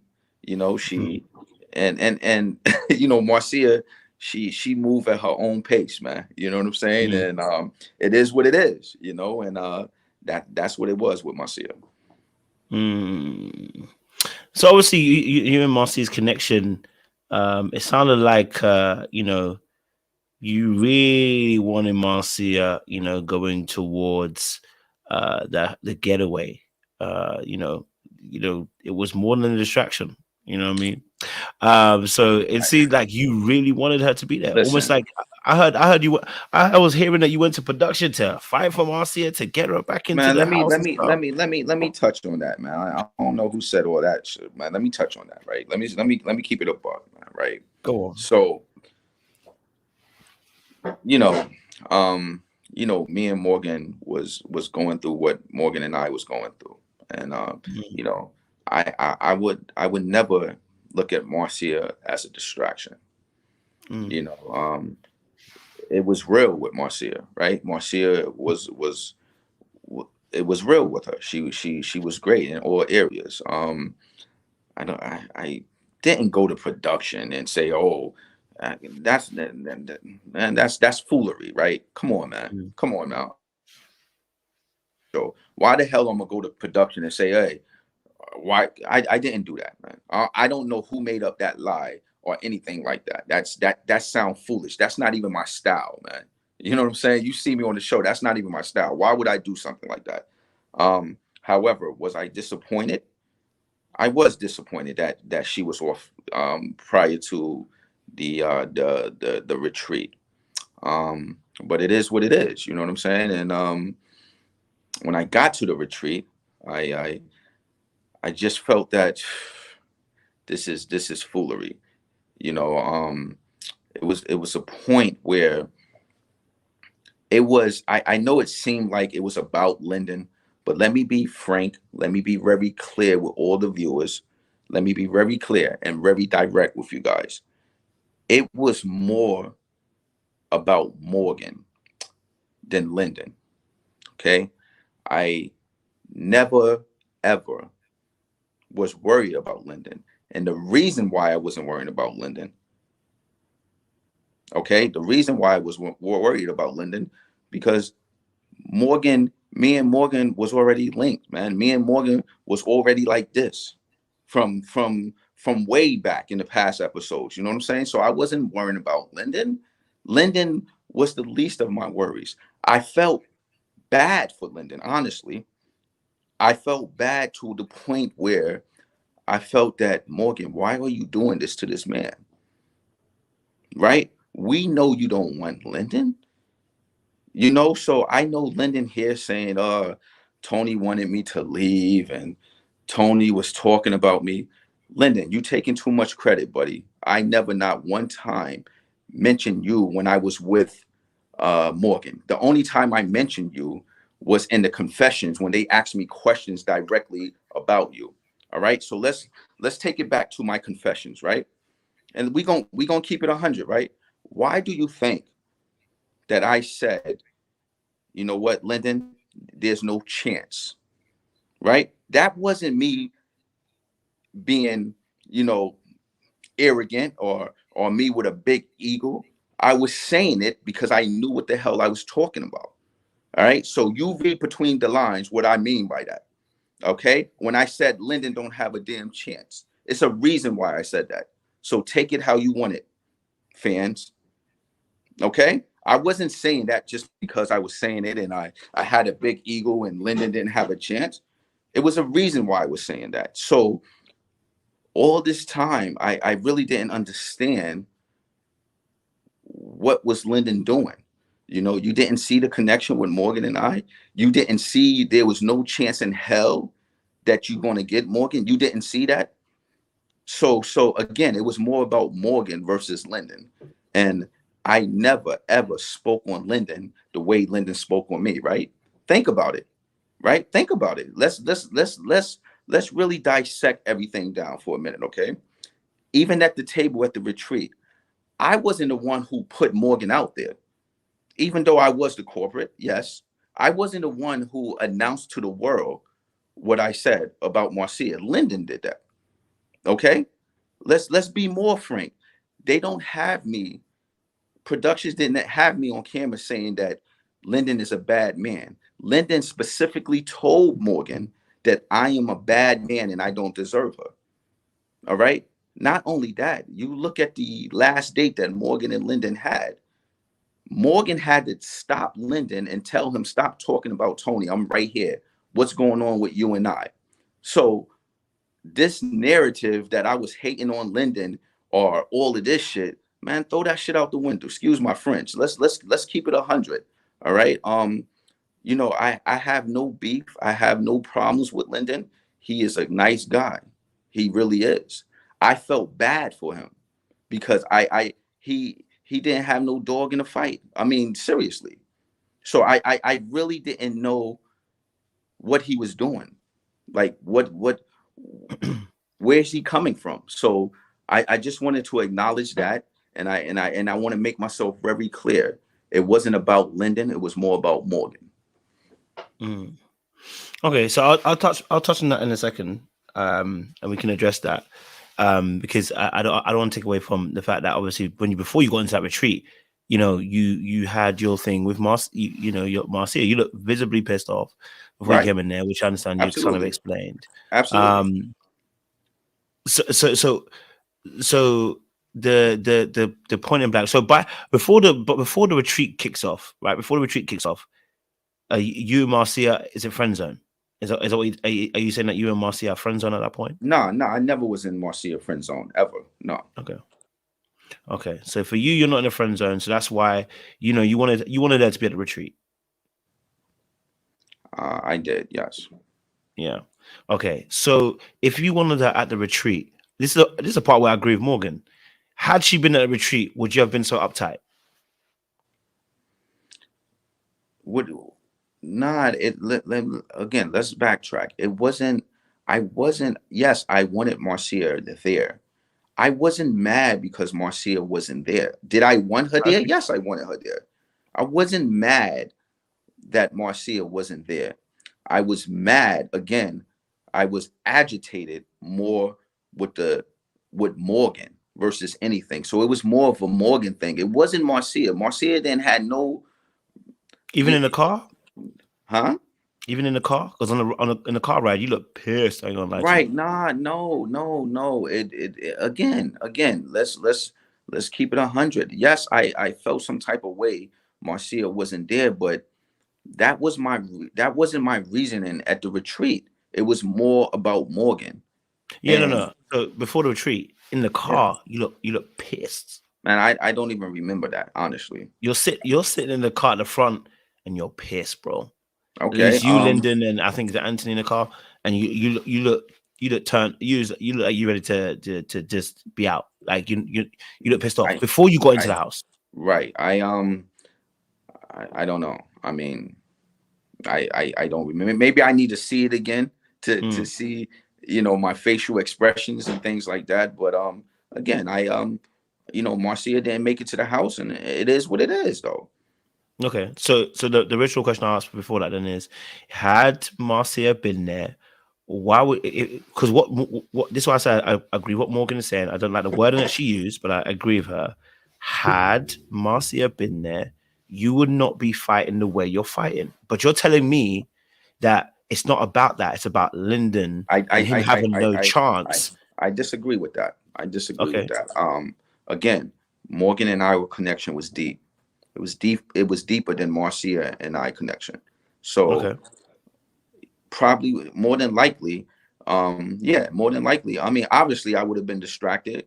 With I don't want to say distraction. It's Yeah, I get what you're distracted. saying. Let me refrain from that. You'd have had Obviously, another connection to yes, also obviously, I'm to I'm manage. sorry. Yes, let me refrain for being distracted. Yeah, Yes, obviously, I had another connection there, so I would have to to, manage.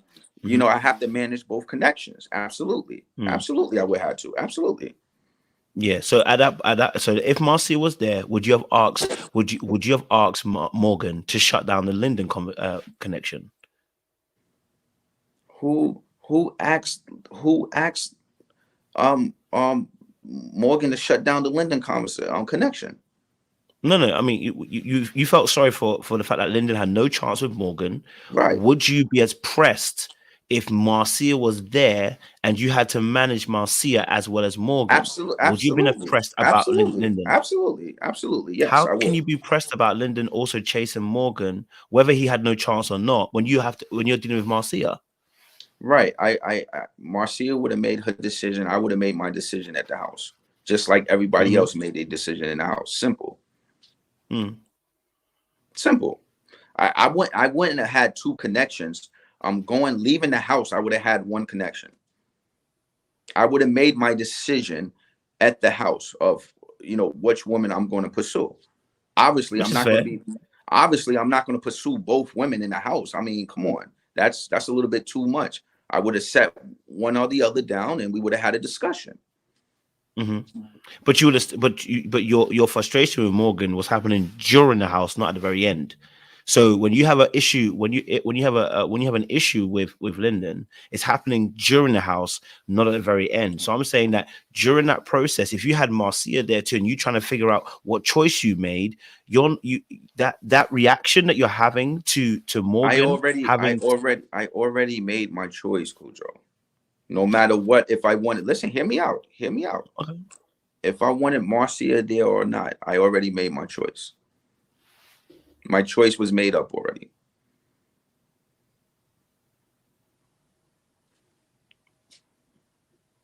So okay, so then So so that so in that retrospect, it was a little bit more easier for me that Marcia wasn't there. But my choice was made up already. Okay, so choice already made already, but the reason why you get frustrated with Morgan is because you felt like she's playing with Lyndon. Absolutely. So Yeah, I what felt was your loyalty to Lyndon? What was that about then? Because what's the reason for wanting? What's the reason for feeling sorry for him when he's a man and he's in competition with you? What's the need to feel sorry for him? What loyalty? What loyalty are you referring to? Again, Morgan and my connection was unmatched. It was unmatched. You can see the chemistry between Morgan and I'm not understanding your question in terms of my loyalty with Lyndon. I don't have any loyalty with Lyndon. However, again, what it was, I really felt bad for the dude, because the dude really probably thought that Morgan really was interested in him. So, you know, I wasn't concerned or anything like that. I don't want to say I was concerned about Lyndon, or I was, you know, I cared about how Lyndon was feeling. You know, honestly, I didn't. I just felt bad for the guy. I felt sorry for him. But that's what I'm trying to say. So what is the need? Why would you feel? Listen, he's competition. So regardless of it, you've made your choice. You believe that Morgan already made a choice already. I'm guessing in a sense, you know, she's chosen you. You two have chosen each other, whatever. But she's playing with him, right? But you already made your choices. So what is this? Why is there so much stress on the fact that she's playing with him? Why? You've got no loyalty to him, right? Because that's why I asked about loyalty. What is the reason for feeling bad about him? Because let me be clear. Yeah. So I just explained to you, me and Morgan was mine since, right? I just explained that to you.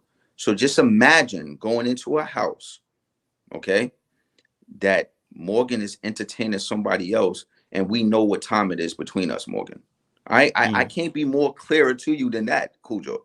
All right. So no, you are clear, and that's got nothing to do with Lyndon. That's got. So, but you've explained it as if Lyndon is the issue. Lyndon's not the issue. What you just explained is what we're saying.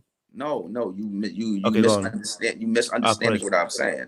I never, not one time, said Lyndon was the issue. Lyndon is not the issue. Lyndon never been the issue. I just said that I felt sorry for him. I never said Lyndon was the issue. I told you that Morgan was the issue, not Lyndon. Morgan was the issue.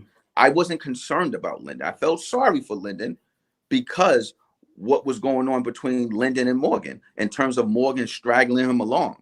All right. So I was more concerned with Morgan, not Lyndon. I was not worried about Lyndon at all. My frustration was more towards Morgan than anything. I didn't have any frustration. I didn't have any frustration. All right. When at the table, when Lyndon was going back and forth with me, I already know. I just felt that, you know what? I didn't start that conversation. I don't believe production showed it. Lyndon started the whole conversation with the back and forth thing. I didn't start anything. So I just finished. Well, I guess he finished it, but I let it be known. Yeah, I said it. But again, Morgan and I connection, it was unmatched, man. And I was tired, man. I was tired. I'm like, I'm telling Morgan, how long are we gonna play this game? So that's where my frustration was at. I'm looking at Morgan like, you serious? Like, how long are we gonna play this game? Okay, has nothing to do with anything. So you're saying you're saying, you know, how long is she gonna keep stringing him along, basically? Pretty much, yes. And that's what happened. If you look at the end, what she do? What did she do? She let him go, didn't she? All right then. Yeah. But I think that's why we're a little bit confused, because the energy that you're giving to the situation don't really make sense. If you know that she's for you, that she's stringing him along, you don't have no loyalty to him. But you know what you and Morgan have. You said that you've let Marcia go, so you already know what it is. It's you and Morgan. So if she strings him along or not, why that? The reason why we're confused is because the energy is too much for a situation where it's like, well, baby, you just playing him, so I don't really mind. Stay in my corner. Because you're not understanding me, because I don't think you understand it. So picture this. Yeah. Let me give you this scenario, okay? And this is just an scenario. Me and Morgan, let me just give you this scenario, okay? Yeah. It was more like Morgan was mine already, man. And just to witness she's stringing along to somebody else while she mines already. Picture that. You have a girlfriend. I'm not saying she was my girlfriend, but let's just throw you in there. This is your girlfriend. Kojo, Agreed. this is your girlfriend, okay? Mm. You at a retreat, and she's paying somebody else attention, and she's stringing along and playing with this guy and things like that, and you hear like this, yo, you serious right now? What's the point of this shit? Picture that. Just picture that. So that's like what I was viewing it as, right? So I'm here in this retreat, and it's like, all right, Morgan, that's enough. Like, all right, come on now, that's enough. Look at it. Yeah. Okay, so there was a little bit of jealousy. Oh my God. Again, it wasn't jealousy. It was more towards. You asked me to describe what it is from my perspective. Number one. Okay, let's Let me establish. When you went into retreat, were you and Morgan now a thing? Were you now an item? Pretty much. Were you in a relationship? Nah. See, Tony, you hurt me, Tony. But no, but listen. Again. I know we go together real bad, but if you weren't in a relationship, I am telling you without what do you want me to say? Morgan was mine already, man. I mean, no. What more you want me to say? It's what you're telling me. Yeah. Were you so you weren't in a relationship? You weren't You weren't exclusive. Pretty much we was. Tony, you know I love you, bro. Come on. I'm trying. No, we were still on a dating show. All right, listen, we were still on a dating show, right?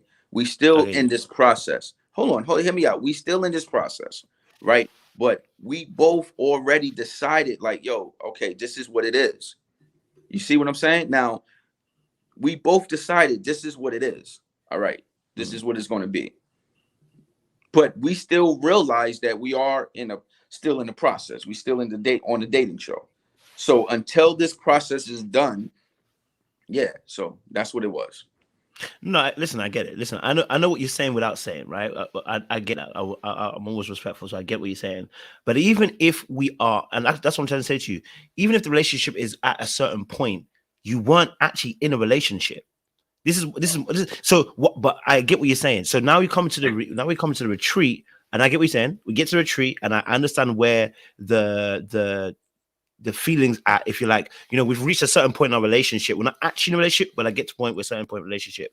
But when you ask me to put it in my perspective of seeing my girl here talking to another man who I think is already defeated and finished, the feelings I'm going to have is one of jealousy. But you rejected that as a feeling. And I'm wondering, why would you reject that as an emotion that you might have been feeling, that you might have been feeling jealous? Instead, you spun us into another web, which is, no, I felt sorry for him.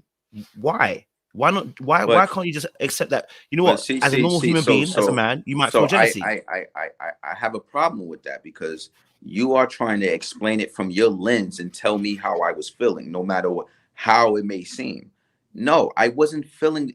Kojo, I'm not going to sit here and tell you I was feeling jealousy, and I wasn't. If I was feeling jealousy, I would tell you I'm feeling jealousy. I have no problem with that.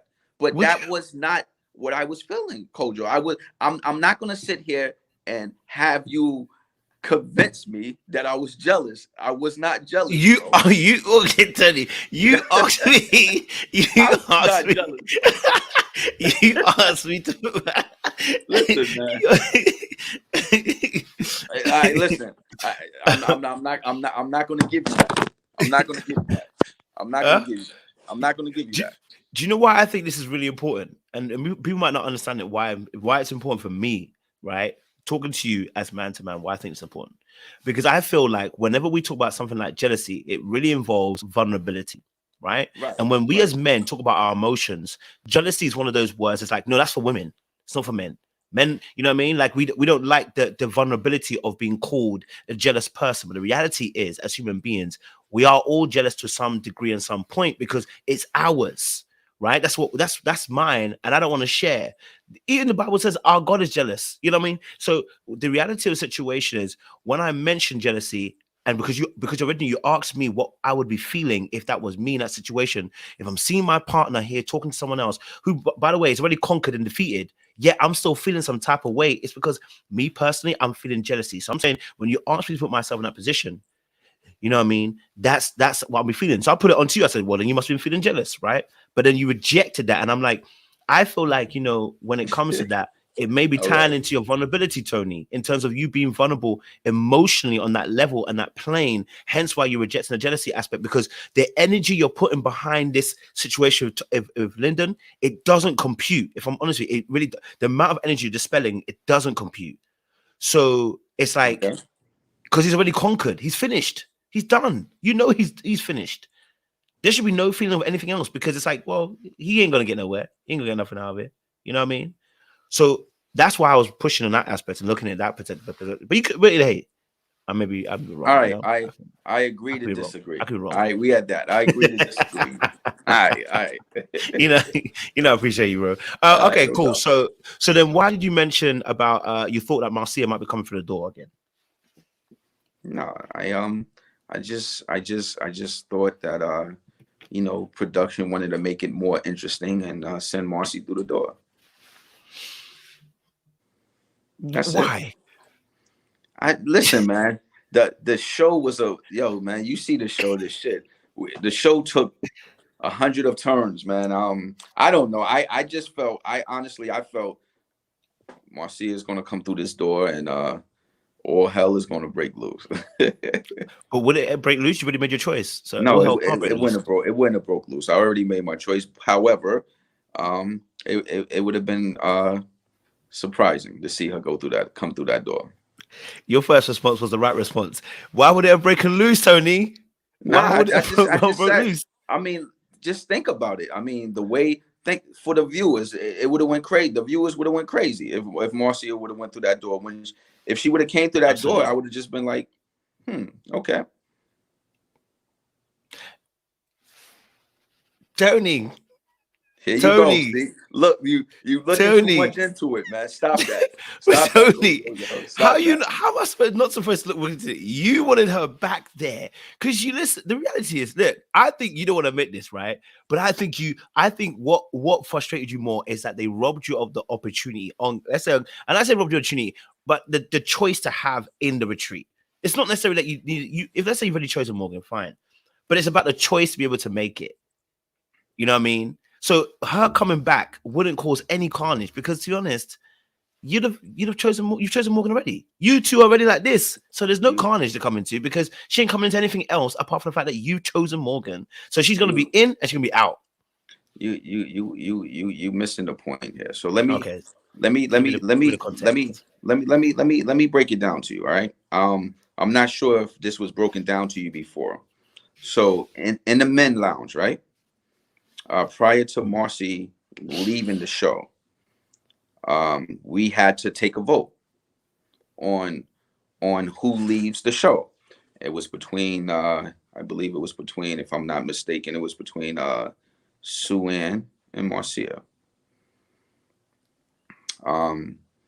The reason we went around, obviously one person can't, make a decision for someone to leave or stay on the show, right? Because of we voting. I realize, it we went around the room, and obviously Blake chose Sue Ann. Obviously Anthony chose, Cynthia, and Andre chose Jeffrey, so forth and so on. Lyndon chose Morgan as the number one. This is the number one, Okay. right? I chose Morgan for number one, right? Now, we was all talking. I remember production came down and said, okay, it was a lot of riff-raff and things like that. All right, guys, let's do this again. We're going to go around and do it again. Lyndon chose Morgan as number one, and I chose Morgan as the number one. I already knew Lyndon was going to choose Morgan as number one. What would have happened if I would have chose Marcy as number one? Right? So if I would have chose Marcy as number one, everyone would have had a number one, and I don't know who would have went home.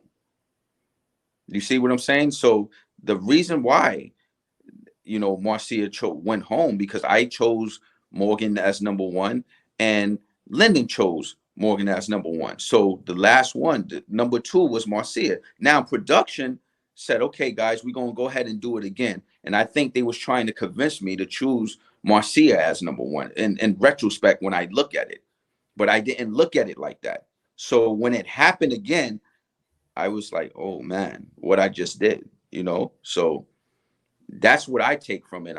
Could I be wrong? Perhaps, but that's how it happened. And it went around the room and we made a decision who was going to come to the house. I'm not saying it was my vote, but perhaps it was my vote. I don't know. Okay. I hear that. That's fair. I hear that. Right. That part I can rock with a little bit as well in that respect. Okay, so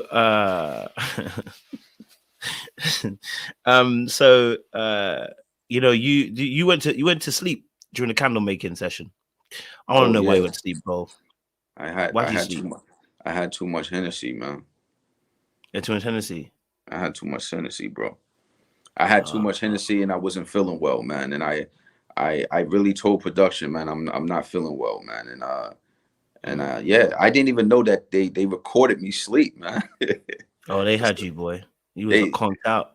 Yeah, I was knocked out, man. And yeah, I wasn't feeling well. I really wasn't, man. That's fair. That's fair. And I guess my final few questions final one or two questions on Marcia, so we can bring it now fully to your connection with Morgan. Is okay. The comment that was made, obviously on the table, which she said, obviously Lyndon said, etc., etc. My question to you is, how was this conversation served up? Because Lyndon said he was actually there in amongst the conversation, so he was actually in the conversation. So was he in the conversation or was it impossible? Kojo, hell no, he wasn't in it. Hell no, he wasn't in a conversation. Let's keep it all the way 100, man. It was Saint and I talking, man. This is what happened. Hear me out right here. This is what happened. Saint and I was having conversation.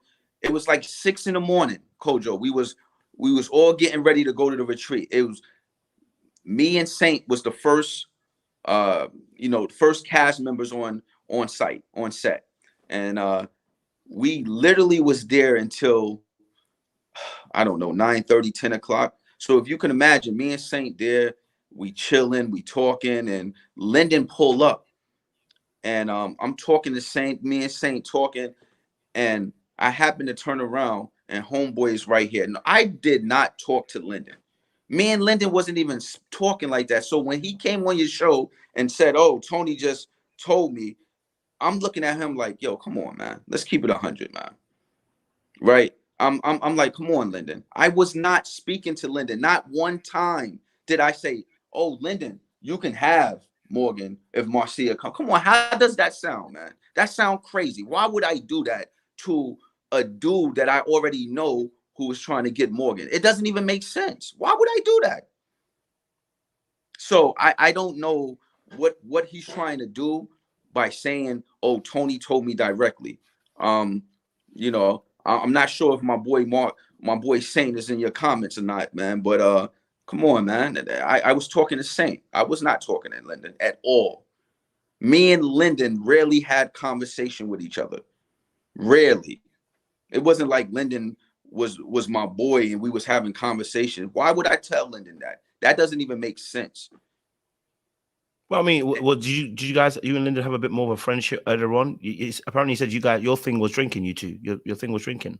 You two, you and Lyndon. Listen, with all due respect, Lyndon is a cool dude, and I'm not going to get on here and say anything bad with Lyndon. I think it was a misrepresentation in terms of him saying we had a close friendship. No, when me and Lyndon had a drink, we was drinking in front of everybody else who had to drink, right? Me and Lyndon, I don't recall having conversations with Lyndon over the phone. Me and Lyndon called me and we talk, or I called Lyndon and we talk. It wasn't like that. So I was a little bit taken aback when he said that him and I was the closest. I want to say I disagree with that. We were not the closest. I'm not sure why he would think that, but yeah. I wasn't even sure if he had my number and I had his number. I never called Lyndon, not one time. Not that I remember. Now, when we see each other, we speak, we say, "Hi, Tony, what you drinking? Lyndon, what you drinking?" More on that where everybody is around. But like when he say friendship, I was a little bit confused with that. So then I guess obviously, does bro code apply to Lyndon's situation if he is your enemy, not your friend? Look, he's an enemy. I listen. If he was my enemy, he wouldn't even be at the table with me. You see what I'm saying? I don't play those games. You dig what I'm saying? And Mm. we all grown here. But Competitive. Let me say competitive. right, Sorry, enemy's right. wrong word. Oh, okay, Competitive. okay, yeah. I All right, say apologize. that. Yeah, yeah. That's my But fault. That's my fault. right. So I mean, yes, bro, Cole, because I wasn't speaking to him, and for him to go out there and say, "Listen, I never, throughout this process, told Morgan that Lyndon was bad for him. Mm. I never, ever throughout this process mentioned anything negative about Lyndon to deter Morgan from messing with him. Not one thing. So for him to do that, it really, whatever type of relationship Lyndon and I had, it was over after that. Completely over. Now, I'm cordial with him. If I see him, hey, I keep it real short and minimum, but I don't mess with Lyndon like that, and vice versa. Mm. Okay. So also, well, I think not even think Lyndon let us know that the conversations that were had between you and Morgan, he was being told. Morgan Mhm. was releasing the conversations to Lyndon. Were you aware of that? Let me tell you, man, and it's like a lot of shit. Excuse my French, man. It's just Okay. it's a little bit irritating to watch what Lyndon had to say. Okay, I never discussed Lyndon to Morgan like that. Never. I Mm. don't need to. I didn't have to. So again, he's giving himself way too much credit if he think I'm home thinking about him. No, sorry, my bad. I don't know if you misheard what I said. So no, what you were saying to Morgan was getting to him. Like what? Do he have So whatever any? you were talking about I don't was know. going to him. Did he say anything? Because I'm a little bit confused with that. He Did didn't. he He didn't. say He didn't say. He anything? didn't. He didn't. He didn't say anything specific. He just said that conversations between you and Morgan was getting to him, and I was asking, were you aware of that? Yo, listen, yo, Lyndon, crazy man. Listen, man, I got yo, Lyndon. Much respect, man. Much respect to you, Lyndon. Really, it's crazy to me because did he say what conversation? I'm a little bit No, confused. I listen. he didn't I say don't anything know. specific. I'm I just don't know. asking. I Mhm. don't know either. Morgan didn't tell me anything about it unless I don't know, man. I don't know, but No, I don't expect Morgan to tell you, but she was having whatever. What he's basically saying that certain I don't know what he didn't say anything specific. He just said conversations. This was on a live conversations that Kojo, you guys were having was getting back to him. So Kojo, I'm asking, did Kojo. you know? Nah, Yeah. much respect to Lyndon. I highly doubt that, man. I Mm, highly doubt that. I highly doubt that. I highly doubt that. mm, Much respect to Lyndon though. Shout out to Lyndon, man. okay. No, I hear that. So, um, uh, cool. So I think that was the last question. That was my Lennon situation. I think in that regard. But you didn't know about the kiss though. So you found out at a reunion. How do you take that? I said Because it she didn't at tell the you. I said it at the reunion. I wasn't thrilled, but Mm. you know, Lynn Did, Morgan told me. Morgan told me Morgan, she wear her emotions on her sleeve, man. She said specifically, shout out to Morgan if she's in the shot in the chat, man. she's in the show. She's in the chat.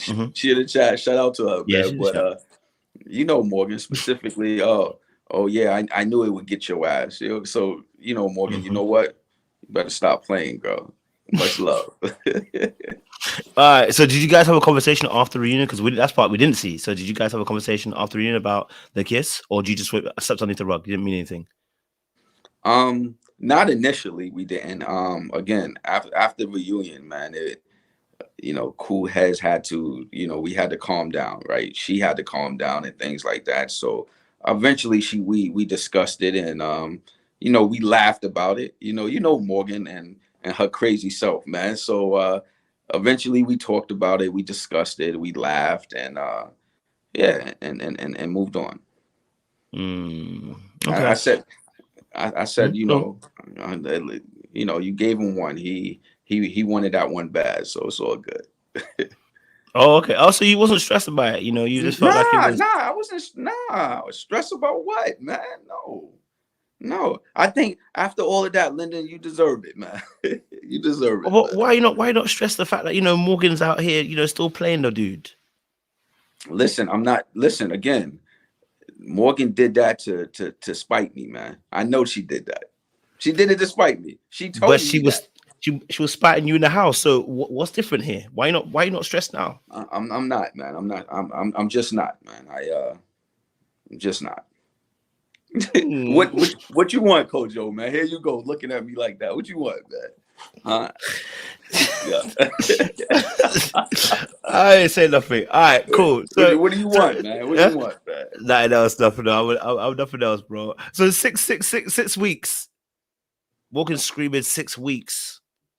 From your perspective, 6 weeks. Why? Well, you know, Morgan and I went through what we went through, and I was taken aback how, but like I said, and other interviews, I can't blame Morgan for choosing herself, Kojo. Mm, When I look back, it's cringe, man. Like I cannot believe the way I acted at the retreat. To see myself like that in that light was disappointing, because um everybody know me off. I'm not like that, man. I'm definitely not that person that you seen at the retreat. I'm really not. So it really took me a minute to digress and just look back and like, yo, wow, I was out of my element. I really was. And I don't know what happened. I really don't. I lost myself. I honestly lost myself, and I know that's not the person I am. I'm really not. And mm, so Morgan and I did not speak um, for about 6 weeks. I mean, prior to that, prior to the reunion, Morgan and I didn't speak for about 6 weeks yeah. prior to that. And again, I just needed a break from everything, man, in terms Okay. of how I acted, how she acted. Um, just the whole process was tiring, right? It took a lot out of me, man. I had to Mm, deal with family members. I had to deal with uh, you know, my kids in terms of the way I acted. Especially my eldest one, man, Chase. The 17-year-old one, man, and just let him know that daddy made a mistake. It's okay to admit your mistakes, and you have to learn from the process and move on. Because he was watching this, and he watched how his father behaved. And I didn't present myself in a light that I would like to see my son see me in. I was very disappointed in myself, and I really had to sit down with my son and explain to him, like, listen, daddy lost himself, because my son never seen me like that. He's mm, probably looking like, damn, who's this guy right here? So yeah, I had to take some time to myself. I had to talk to the women in my family. They was disappointed, because it's a lot. I realized that the show just didn't affect me, it affect individuals in my life, right? The women in my life who watch the show, who friends watch the show, who friends of the friends watch the show. You know what I'm saying? So it was a lot. It was a lot that I had to make amends with, and apologize and things like that. You know what I'm saying? So I took that time to really work on myself with therapy as well, and really dig deep in terms of the issues that I was having.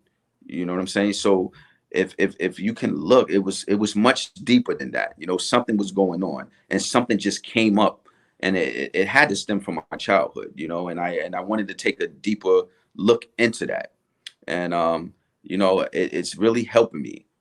This counseling and really talking about my youth and what I've been through in my life. You know what I'm saying? So I really think now, in retrospect, I'd look back, I'm a better man for it. So I think at the time Morgan and I wasn't speaking. She was going through a lot of things. I was going through a lot of things trying to better myself, right? I cannot help anyone else, right?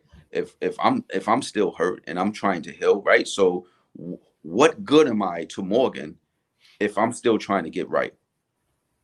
Right? So that's where I was at, and yeah, that's what it was. Mm. So looking at, I don't know if you might have missed that. Just want to make it very clear. It's a short answer. Did you communicate that you're going to take some time out to Morgan? What do you at what prior to the union? Yeah, me and Morgan wasn't together when I took time out. It wasn't like I Oh, you did. guys, I know at the end of, because obviously you guys didn't Right, choose each right. other. She Think chose about it. herself. Yeah. She chose herself. So Mm. I in that aspect, um, I knew it was, pardon my French, I knew it was bullshit. I knew she didn't mean that. I'm looking at her like, Morgan. All right, but Morgan, the queen of Get Back, boy. She got me, man, on national TV, and it is what it is, right? She had me standing there looking crazy, so it is Mm. what it is. But I'm looking at her, and I know she didn't mean that. She didn't mean it, and she told me she didn't mean it, But and I understand why she chose herself, though. The way I acted, I mean, I don't blame her for choosing herself, right? So it is what it is. But yeah, after that, I just took some time out for myself. Mm. Okay, no, I hear you on that. Um, so obviously you and Morgan, you and I want to keep a few questions because our time is about to end anyway, and we got something special for the audience coming in a few days. So, but I want to ask this one question for you and Morgan. She obviously released about the near situation, but you look unfazed. Now I know you don't have as much hair as Junior over there, but you looked unfazed, like it's what it is. It was a bit crazy. I mean, at the time you looked pissed, but I think that was because of something else. Right, it was But something else. Yeah. you get, you seemed unperturbed by someone's hair coming off their head top. So I want to know, why was you unperturbed about the situation? Because I'm telling you, man. Let me look into the cameras and let you guys know. Okay. Mm, Morgan is very calculated. I'm telling you guys, Morgan is not crazy. You guys might think she's crazy. I promise you, she's not crazy, mm, right? So Morgan did not demonstrate any of that when we was together off cameras. I wasn't worried about that. I really wasn't. That happened what, 7, 8 years ago? You, mm. I mean, come on. It was 7, 8 years ago. I'm pretty sure she learned her lesson. But you guys kept on egging it on like, oh, it's a huge problem. Y'all act like it was 2 years ago or a year ago. Now, if it was a year ago or 2 years ago, then I would have, I really would have took a look into that, right? But it was 7, 8 years ago. Come on, come Oh, I on, thought it was only guys. 3 or 4 years ago. It wasn't, I don't remember being 7, 8. I thought it was I three or four. I 4 or 5 years ago. 3 or 4. Listen, man, I wasn't worried about that. I Yeah. really wasn't. Listen, listen. Listen. I wasn't worried. Listen, I'm not. If he's not worrying about it, I'm not worrying about it. I mean, I tell you one thing. It couldn't have been me. I would not have been sitting there laughing Mm. at the situation. I was laughing at him. I wasn't laughing at the situation. I was actually laughing at him. So Why were you laughing at him? because I think he came on there and he was laughing about the whole situation. So I'm laughing at him like, yo, that shit ain't funny. But it is what it is. I don't Wait, believe wait, Morgan. wait. I don't believe Morgan would do that to me. I truly don't. I'm sorry. I Wait, truly hold on, don't. hold on, hold on, hold on. How you gonna laugh at him, right? Hmm. Because he's laughing about the situation, but you're saying it's like it's not even that deep anyway. It's not that deep So then why are you laughing at him? I don't get it. How because can you I laugh at somebody if it's listen. not If that it deep? if it if it if it was that deep, I would have told my boy. I didn't even tell. Actually, I Well, you forgot already to know that, even yeah. tell him about it. I forgot to tell him about it. I didn't even mention it to him because it didn't play any factor with me. It really didn't. I'm sorry, it didn't. I know you might think I'm crazy for that, Kojo, but it really wasn't. I think, like Morgan said, I think y'all making a big deal out of. Yeah, Why do you believe that that wouldn't happen to you? because I know it wouldn't happen to me. Why? Because I know it wouldn't. I just Tony, listen, man. Listen. what makes Listen. you special that it wouldn't happen to you? I didn't say I'm special. I did not say that. What I I know. do Let's say you know, did. what I do know about Morgan personally, Morgan is very calculated. Okay, Mm-hmm. Morgan know what type of personality men she can do that to. That's all I'm saying. That's all I'm saying. That's it. I'm not saying anything else. That's all I'm saying.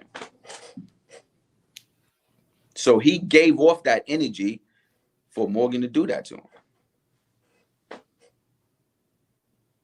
Mm. Okay.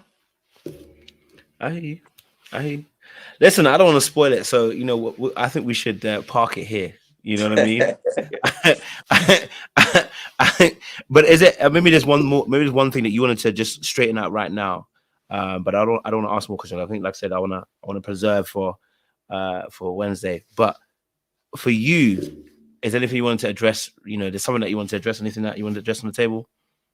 Yeah, I think, this was a long process that I learned so much from, right? It took a lot Mm. about it took a lot of energy from all of us, from all the castmates and the cast members, and I definitely learned in this process, man. And in terms of check my attitude at the door, um, you know, really watch my tone, the way I speak to women, and things of that nature. So it's definitely been a learning experience, and I'm really actually grateful for this experience, right? So found a lot about myself, right? And because of this process, I'm able to get help and go to counseling and become a better man for number one, myself and my children. So I'm really thankful for the process, and yeah, I'm really thankful for all my castmates and for the brothers that I met doing the show.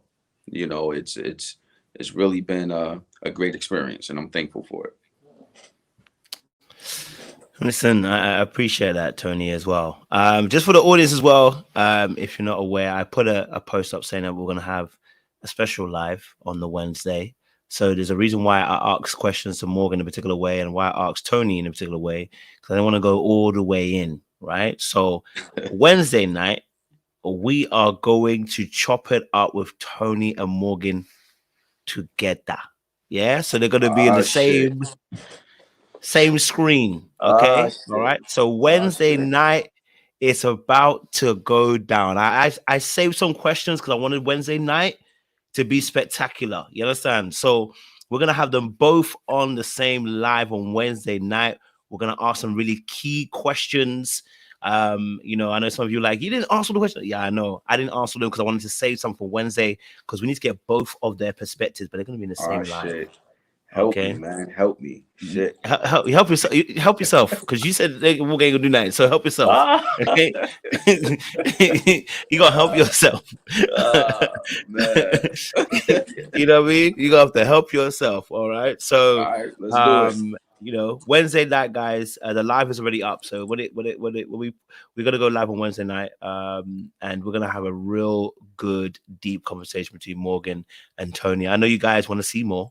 I can see some comments already saying they can't wait. So we look forward to that. But Tony, is there any projects or anything else that we can get behind that we can support? Any projects that you got coming up or anything like that we can support? I appreciate that. No, not currently. I'm just doing my thing.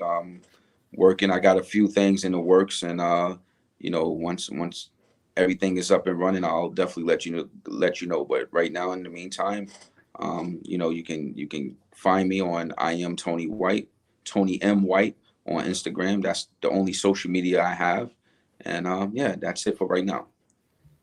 All right. Listen, I appreciate it, Cap.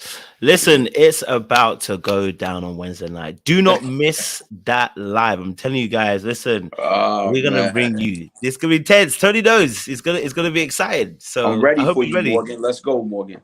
Oh, Let's go. because there's questions, baby. There's questions they want to know. So, Let's go. audience, thank you so much for joining us. We appreciate you as well. and you know, we will definitely keep informed of more things coming out for you guys as well. So much love and appreciation. We'll see you again on Wednesday night. Give yourself a rest on Tuesday. You know what I mean? All right. So appreciate you guys. Stay locked, stay loaded. We'll see you again very, very soon. Bye bye.